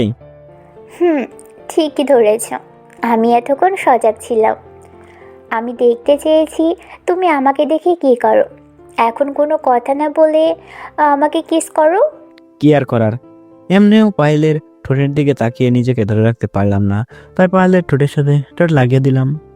দুজনে দুজনকে জোরে ধরে পাগলের মতো কিস করলাম। কিছুক্ষণ পর ছেড়ে দিলাম। আমি বললাম, পায়েল, আমি আজকে ঢাকায় ফিরে যাব। আমাদের মিশন ঢাকায় হবে, কারণ আমজাদ খান এখন ঢাকায় আছে। তোমাকে ছাড়া আমি থাকতে পারবো না। যদি তোমার কিছু হয়ে যায়। আমার কিছু হয়ে গেলে আরেকটা ভালো ছেলে দেখে বিয়ে করে ফেলো। তোমার কিছু হয়ে গেলে আমিও তোমার কাছে ফিরে যাব। আমি তোমাকে ছাড়া অন্য কাউকে বিয়ে করব না। এত ভালোবাসো আমাকে, সারা জীবন এভাবে ভালোবেসে যাবে তো? মরার আগ পর্যন্ত আমি তোমাকে এইভাবেই ভালোবেসে যাব। ঠিক আছে, যদি আল্লাহ আমাকে বাঁচিয়ে রাখে তাহলে তোমার কাছে ফিরে আসবো। তুমি শুধু আমার জন্য দোয়া করো। আমি তোমার জন্য সব সময় দোয়া করি। আল্লাহ যেন তোমাকে হেফাজতে রাখে। ঠিক আছে, এখন তোমার রুমে যাও। আমি ফ্রেশ হয়ে নাস্তা করে বেরিয়ে পড়বো। তুমি রাইসার খেয়াল রেখো। পায়েল আমার কপালে একটা চুমু দিয়ে রুম থেকে বেরিয়ে গেল। আমি বিছানা থেকে উঠে ওয়াশরুমে ঢুকে ফ্রেশ হয়ে সবার সাথে নাস্তা করে বেরিয়ে পড়লাম। আসার সময় শ্বশুর শাশুড়িকে বলে আসলাম। পায়েল আর রাইসা আমাকে জোরে ধরে কান্নাকাটি করছে। প্রায় 5 ঘন্টা পর ঢাকায় ফিরে আসলাম, নিজের বাসায় চলে আসলাম। আসার সময় মেহেদিকে বলেছি আমার বাসায় থাকতে। নাজিম তার লোক নিয়ে আমার সাথে এসেছে। বাসার ভিতরে এসে ভিতরে ঢুকে দেখি মেহেদি সোফায় বসে আছে। খালা আমাকে দেখে বলল, কেমন আছো রাসেল? তোমার হাতের এখন কি অবস্থা? আলহামদুলিল্লাহ খালা, ভালো আছি। তুমি কেমন আছো? হাতের অবস্থা আগের থেকে মোটামুটি ভালো, তবে এখনো ঘা শুকায় নাই। আমি তো ভালো আছি। তোমার গুলি লাগার কথা শুনে অনেক চিন্তায় পড়ে গেলাম। যাক, আল্লাহ তোমাকে হেফাজত করেছে। তোমরা রুমে গিয়ে ফ্রেশ হয়ে আসো, আমি তোমাদের খাবার দিচ্ছি। এ বলে খালা চলে গেল। ফ্রেশ হয়ে সবার সাথে খাবার খেয়ে রুমে চলে আসলাম। আসার সময় রাফি আর মেহেদিকে বললাম আমার রুমে আসতে। হঠাৎ মোবাইল ফোনটা বেজে উঠলো। হাতে নিয়ে দেখি মন্ত্রী ফোন দিয়েছে। ফোন রিসিভ করার পর মন্ত্রী যে কথা বলল সেটা শোনার জন্য মোটেও প্রস্তুত ছিলাম না। মন্ত্রী বলল, মাফিয়া রাসেল, তুমি এখন কোথায়? তোমার মেয়ে রাইসা এবং তোমার ভালোবাসার মানুষ এখন আমাদের কাছে। যদি তাদের বাঁচাতে চাস তাহলে তুই একা আমার সাথে আসবি। যদি কোনো চালাকি করিস তাহলে ওদের মারা মুখ দেখবি। তোর বাসার সামনে একটা গাড়ি আসবে, সোজা উঠাতে উঠে যা। তুই ওদের কিছু করবি না, আমি তোর কথা মতো এখনই আসছি। ঠিক আছে, তাহলে আমি ওদের কিছুই করব না। তুই এক্ষুনি বাসা থেকে বেরিয়ে পড়, দেরি করলে ওদের হারাতে হবে। এ বলে মন্ত্রী ফোন কেটে দিল। তখন মেহেদি আর রাফি আমার সামনে আসলো। আমাকে চিন্তিত দেখে মেহেদি বলল, কিরে, কার সাথে কথা বলছিস? আর তোকে কেমন চিন্তিত লাগছে? কি হয়েছে আমাদের খুলে বল। মন্ত্রী আমার মেয়ে এবং পায়েলকে তুলে নিয়ে গেছে। মন্ত্রী বলছে তাদের বাঁচাতে চাইলে আমাকে একা ওদের ওখানে যেতে হবে। দেরি হলে রাইসা এবং পায়েলকে মেরে ফেলবে। মন্ত্রীর এত বড় সাহস! ও জানে না কার সাথে পাঙ্গা নিতে আসছে। আজকে ওই মন্ত্রীকে মেরেই ফেলবো। শুন আমি কি বলি, আমি এখন বাসা থেকে বেরিয়ে পড়বো আর আমার মোবাইলের লোকেশন চালু করে রাখবো। তোরা আমি বাসা থেকে বেরিয়ে যাওয়ার 30 মিনিট পর বেরিয়ে পড়বি। তুই কোনো চিন্তা করিস না, আমরা সবকিছু রেডি করে বেরিয়ে পড়বো। কিন্তু এখন সমস্যা হচ্ছে ওরা যদি তোর কোনো ক্ষতি করে। তারা আমাকে মেরে ফেলবে সেটা আমি জানি, কিন্তু মরার আগ পর্যন্ত ওদের সাথে লড়াই করে মরতে চাই। হঠাৎ ফোনটা বেজে উঠলো। রিসিভ করার পর ওই পাশ থেকে পায়েলের আব্বু বলল, রাসেল, তুমি কোথায়? তোমার বাসা থেকে বেরিয়ে যাওয়ার সাথে সাথে কিছু লোক আমার বাসায় ঢুকে পায়েল আর রাইসাকে তুলে নিয়ে গেছে। ওরা আমার আর পায়েলের আম্মুর মাথায় বাড়ি দিচ্ছে। তারপর আমরা জ্ঞান হারিয়ে ফেলি। কিছুক্ষণ আগে জ্ঞান ফিরেছে, তারপর তোমাকেই ফোন দিলাম। আপনি কোনো চিন্তা করবেন না, যারা ওদের তুলে নিয়ে গেছে তারা আমাকে ফোন দিয়েছে। আমি এখনই বেরিয়ে পড়ছি, ওদের কিচ্ছু হবে না। এ বলে ফোন কেটে দিয়ে বাসা থেকে বেরিয়ে আসলাম। আমাকে দেখে একটা গাড়ি সামনে আসলো। তারপর আমি গাড়িতে উঠে পড়লাম। আমি বাসা থেকে বেরিয়ে আসতে আসতে আরেকজনকে ফোন দিয়েছি। কাকে দিয়েছি সেটা সময় হলে জানতে পারবেন। কিছুক্ষণ পর গাড়ি একটা গোডাউনের ভিতরে ঢুকে গেল। আমি গাড়ি থেকে নামার আগে মোবাইল বন্ধ করে রেখেছি। আমি জানি মেহেদি জায়গায় চিনে ফেলেছে। গাড়ি থেকে নামার সাথে সাথে 2টা লোক এসে আমাকে চেক করলো। আমার কাছে শুধু মোবাইল পেয়েছে, তারা মোবাইল নিয়ে নিল। এটা আমি আগে আন্দাজ করতে পারছি। তারপর ওই লোক 2টা আমাকে ভিতরে নিয়ে গেল। ভিতরে গিয়ে দেখি পায়েল আর রাইসাকে 2জন লোক ধরে রেখেছে। তাদের চেহারা দেখে বুঝতে পারলাম ওদের গায়ে হাত তুলেছে। রাইসা আমাকে দেখে কান্না করে বলল, আব্বু তুমি এসেছো? এই লোকগুলো আমাকে আর আম্মুকে অনেক মেরেছে। দেখো, আমার আর আম্মুর শরীর থেকে রক্ত বেরোচ্ছে। তুমি আমাদের ওদের হাত থেকে বাঁচাও। আম্মু তোমার কিচ্ছু হবে না, আব্বু এসে গেছি, এখন তোমরা বাসায় যেতে পারবে। হঠাৎ মন্ত্রী জুনায়েদ এবং সাথে আরেকজন বেরিয়ে সামনে আসলো। মন্ত্রী আর জুনায়েদ বাদে আরেকজনকে দেখে মোটেও প্রস্তুত ছিলাম না আমি। ওনাকে দেখে মাথা গরম হয়ে গেল। তিনি আর কেউ নয়, আমার বাবা আমজাদ খান। এই কারণে বলি, ওনার নাম শোনার পর আমার কাছে কেমন জানি লাগছে। তখন আব্বু বলল, কি মিস্টার মাফিয়া কিং রাসেল, আমাকে চিনতে পারছো? আমি সেই আমজাদ খান, তুমি যাকে খুঁজে বেড়াচ্ছ, মানে তোমার জন্মদাতা পিতা। তোর মতো পিতাকে ঘৃণা করি, তোকে আমি কখনো বাবা মানি না। তুই একটা ধোঁকাবাজ, তুই একটা খুনি, তুই নিষ্পাপ একটা মেয়ের মা বাবাকে খুন করেছিস। তোকে আমি আজ নিজ হাতে মারবো। সেটা তুমি কখনো পারবে না। ওরা আমাদের অবৈধ ব্যবসার কথা পুলিশের কাছে বলে দিছে, তাই ওদের মেরে ফেলেছি। আজকে তোমার জীবনেও শেষ দিন। তোমাকে মারার জন্য আজকেও ওদের তুলে নিয়ে এসেছি। তুমি কি মনে করছো আমরা তোমাকে মারতে পারবো না? তোমার হাতের গুলি লাগার পর থেকে তোমার ওখানে চারপাশে লোক লাগিয়ে রেখেছি। পরে তুমি যখন ঢাকায় ফিরে এসেছো, তখন আমার লোকগুলোকে বললাম তোমার ভালোবাসা এবং তোমার মেয়েকে তুলে আনতে। এখন তোকে আমি নিজ হাতে মারবো। আব্বুর কথা শুনে মন্ত্রী বলল, না আমজাদ খান, ওকে আমি নিজ হাতে মারবো। ও আমার অবৈধ সব ব্যবসায় আগুন লাগিয়ে দিছে, আমার কোটি কোটি টাকা ক্ষতি করেছে। মন্ত্রী কথা শুনে জুনায়েদ বলল, ও তোমার এত ক্ষতি করে নেই, আমারও অনেক টাকার অবৈধ সম্পদ নষ্ট করেছে। আমি তাকে নিজ হাতে মারবো। তখন আমি ওদের সবাইকে বললাম, আমাকে মারবি ভালো কথা, তাহলে ওদের আটকে রেখেছিস কেন? ওদের ছেড়ে দে, আমি তো কোথাও যাচ্ছি না। তুই যেতে চাইলেও পারবি না, ওদের ছেড়ে দে। আর মাফিয়া রাসেলকে দড়ি দিয়ে বেঁধে ফেল। পায়েল আর রাইসা মামুনি, তোমরা বাসায় চলে যাও, আব্বু ওদের সাথে কিছু হিসাব মিলিয়ে আসছি। না, আমি তোমাকে ছেড়ে যাব না, ওরা তোমাকে মেরে ফেলবে। পাইলে তুমি আমাকে নিয়ে চিন্তা করো না, ওরা আমাকে কিছুই করতে পারবে না। তুমি রাইসাকে নিয়ে বাসায় চলে যাও। পায়েল আর কোনো কথা না বলে রাইসাকে নিয়ে গোডাউন থেকে বেরিয়ে গেল। তারপর আমজাদ খানের লোক এসে আমাকে একটা চেয়ারে বেঁধে ফেললো। তখন আমজাদ খান বলল, এই মাফিয়া তোমাদের যেমন ক্ষতি করেছে, তেমন আমার অনেক লোকও মেরে ফেলেছে। মনে করছি আমার দ্বিতীয় স্ত্রীকেও মেরে বাংলাদেশে অবৈধ ব্যবসা করব, কিন্তু ওর জন্য পারছি না। আজকে আমরা তিনজনে ওকে গুলি করে মারবো। ঠিক বলেছিস, ওর জন্য ঠিকভাবে ব্যবসাও করতে পারছি না। যে কাজ করতেই যাই সবগুলোতেই বাধা দেয়। ওকে মেরে আবার নতুন করে অবৈধ ব্যবসা শুরু করব। আমার নিজের মতো দেশটা চালাবো। আমার কথায় দেশের মানুষ উঠবে আর বসবে।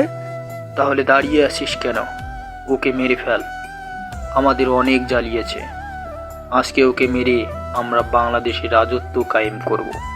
এ বলে ওরা তিনজনই যেই আমাকে গুলি করতে যাবে, ঠিক তখনই বাইরে গোলাগুলির শব্দ শুরু হলো। তাদের একটা লোক এসে বলল, ভাই ভাই, বাইরে 4টা হেলিকপ্টার দিয়ে আমাদের আক্রমণ করছে। হেলিকপ্টার দিয়ে যারা আক্রমণ করছে তারা সবাই সেনাবাহিনীর লোক এবং মাফিয়া রাসেলের লোকও সাথে আছে।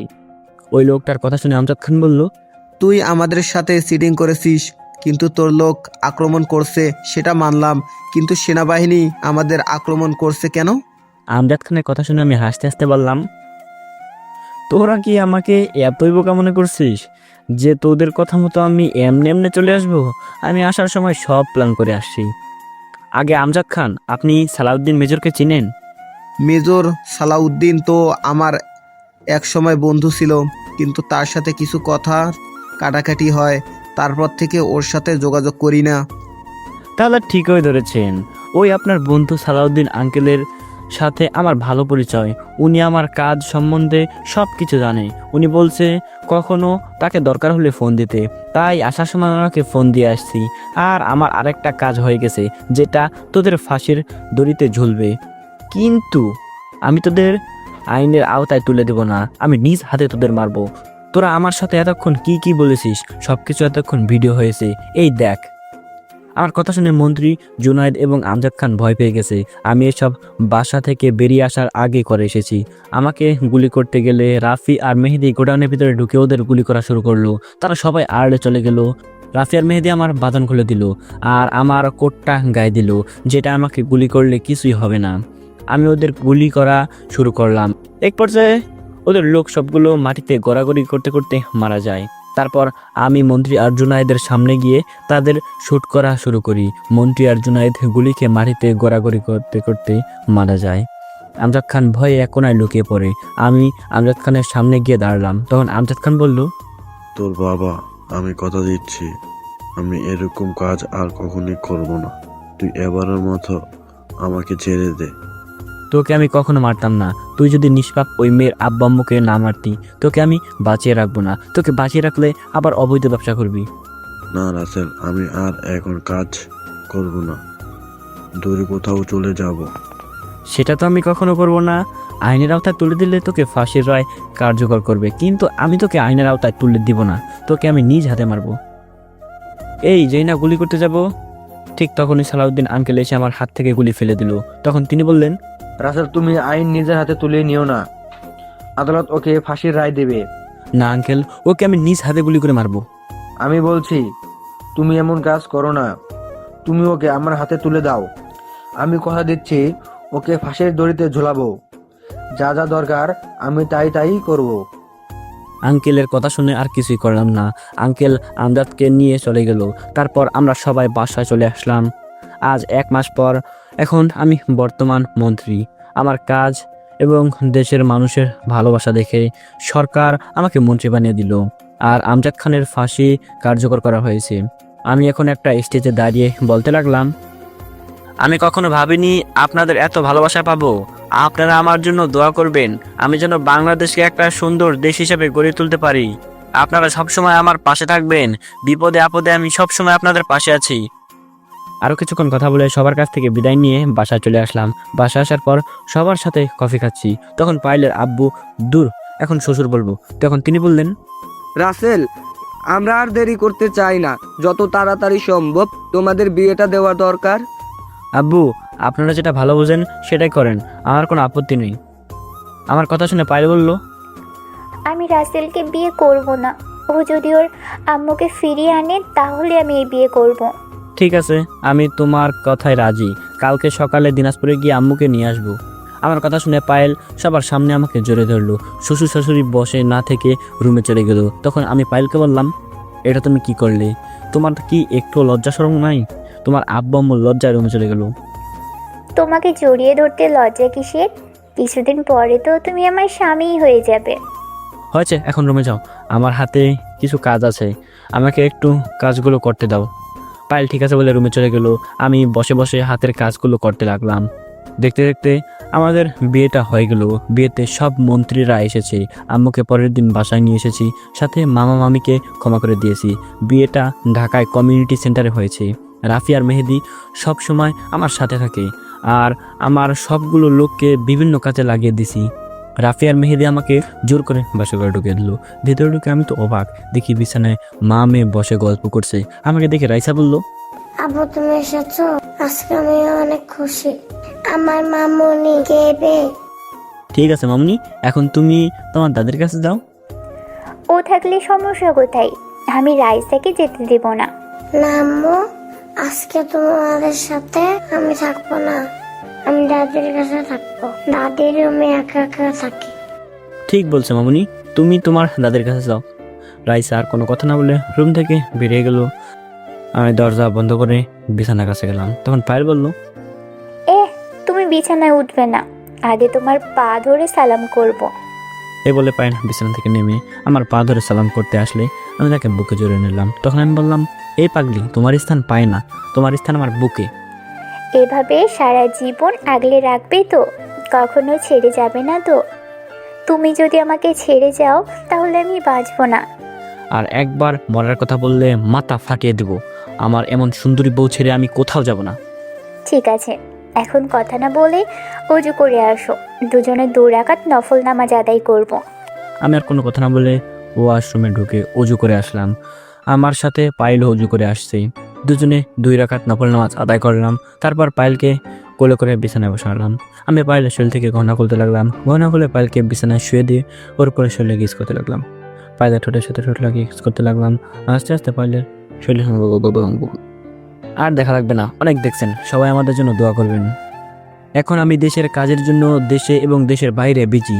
পায়েলের আম্মু পায়েল আর রাইসার সবসময় খেয়াল রাখে। খুব সুন্দরভাবে চলছে আমাদের জীবনযাপন। কিন্ডার গার্ডেনে নিয়ে যায়। আর আমজাদ খানের ফাঁসি হয়ে গেছে, ওনাকে ঢাকার একটা কবরস্থানে দাফন করা হয়েছে। আম্মু প্রথমে ফাঁসির কথা শুনে মন খারাপ করে ফেলেছে, পরে তার কার্যকলাপের কথা শুনে খুশি হয়। তারপরও আম্মুর একটু মন খারাপ ছিল, আস্তে আস্তে এখন ঠিক হয়ে গেছে। আমার মন খারাপ হয়নি সেটা কিন্তু না, আমারও মন খারাপ হয়েছে, কিন্তু ওনাকে ওনার পাপের শাস্তি দিয়েছে। রাফি আর মেহেদির বিয়ে ঠিক হয়েছে। আগামী মাসের 10 তারিখে তাদের বিয়ে। আপনাদের সবার দাওয়াত থাকলো, সবাই কিন্তু অবশ্যই আসবেন। ঠিকানা দিব না, তাহলে আপনারা সত্যি সত্যি চলে আসবেন। ধন্যবাদ সবাইকে। তো পুরো গল্পের পাশে থাকার জন্য ধন্যবাদ। ভুল হলে ক্ষমার দৃষ্টিতে দেখবেন। আমি গল্প আপলোড করি আমার চ্যানেলে। বাস্তবের সাথে কোনো মিল নেই গল্পটির। ভালো লাগলে লাইক এবং কমেন্ট করে জানাবেন কেমন হয়েছে, আর ভালো না লাগলে ইগনোর করবেন। তো ধন্যবাদ সবাইকে পুরো গল্পটি এত মনোযোগ সহকারে শোনার জন্য। তো ভিডিওতে একটু লাইক দিয়ে দিন অবশ্যই, এবং চ্যানেলটিকে সাবস্ক্রাইব করে পাশে থাকবেন। তো দেখা হচ্ছে পরবর্তী ভিডিওতে। ততক্ষণ সবাই ভালো থাকবেন, সুস্থ থাকবেন। আল্লাহ হাফেজ।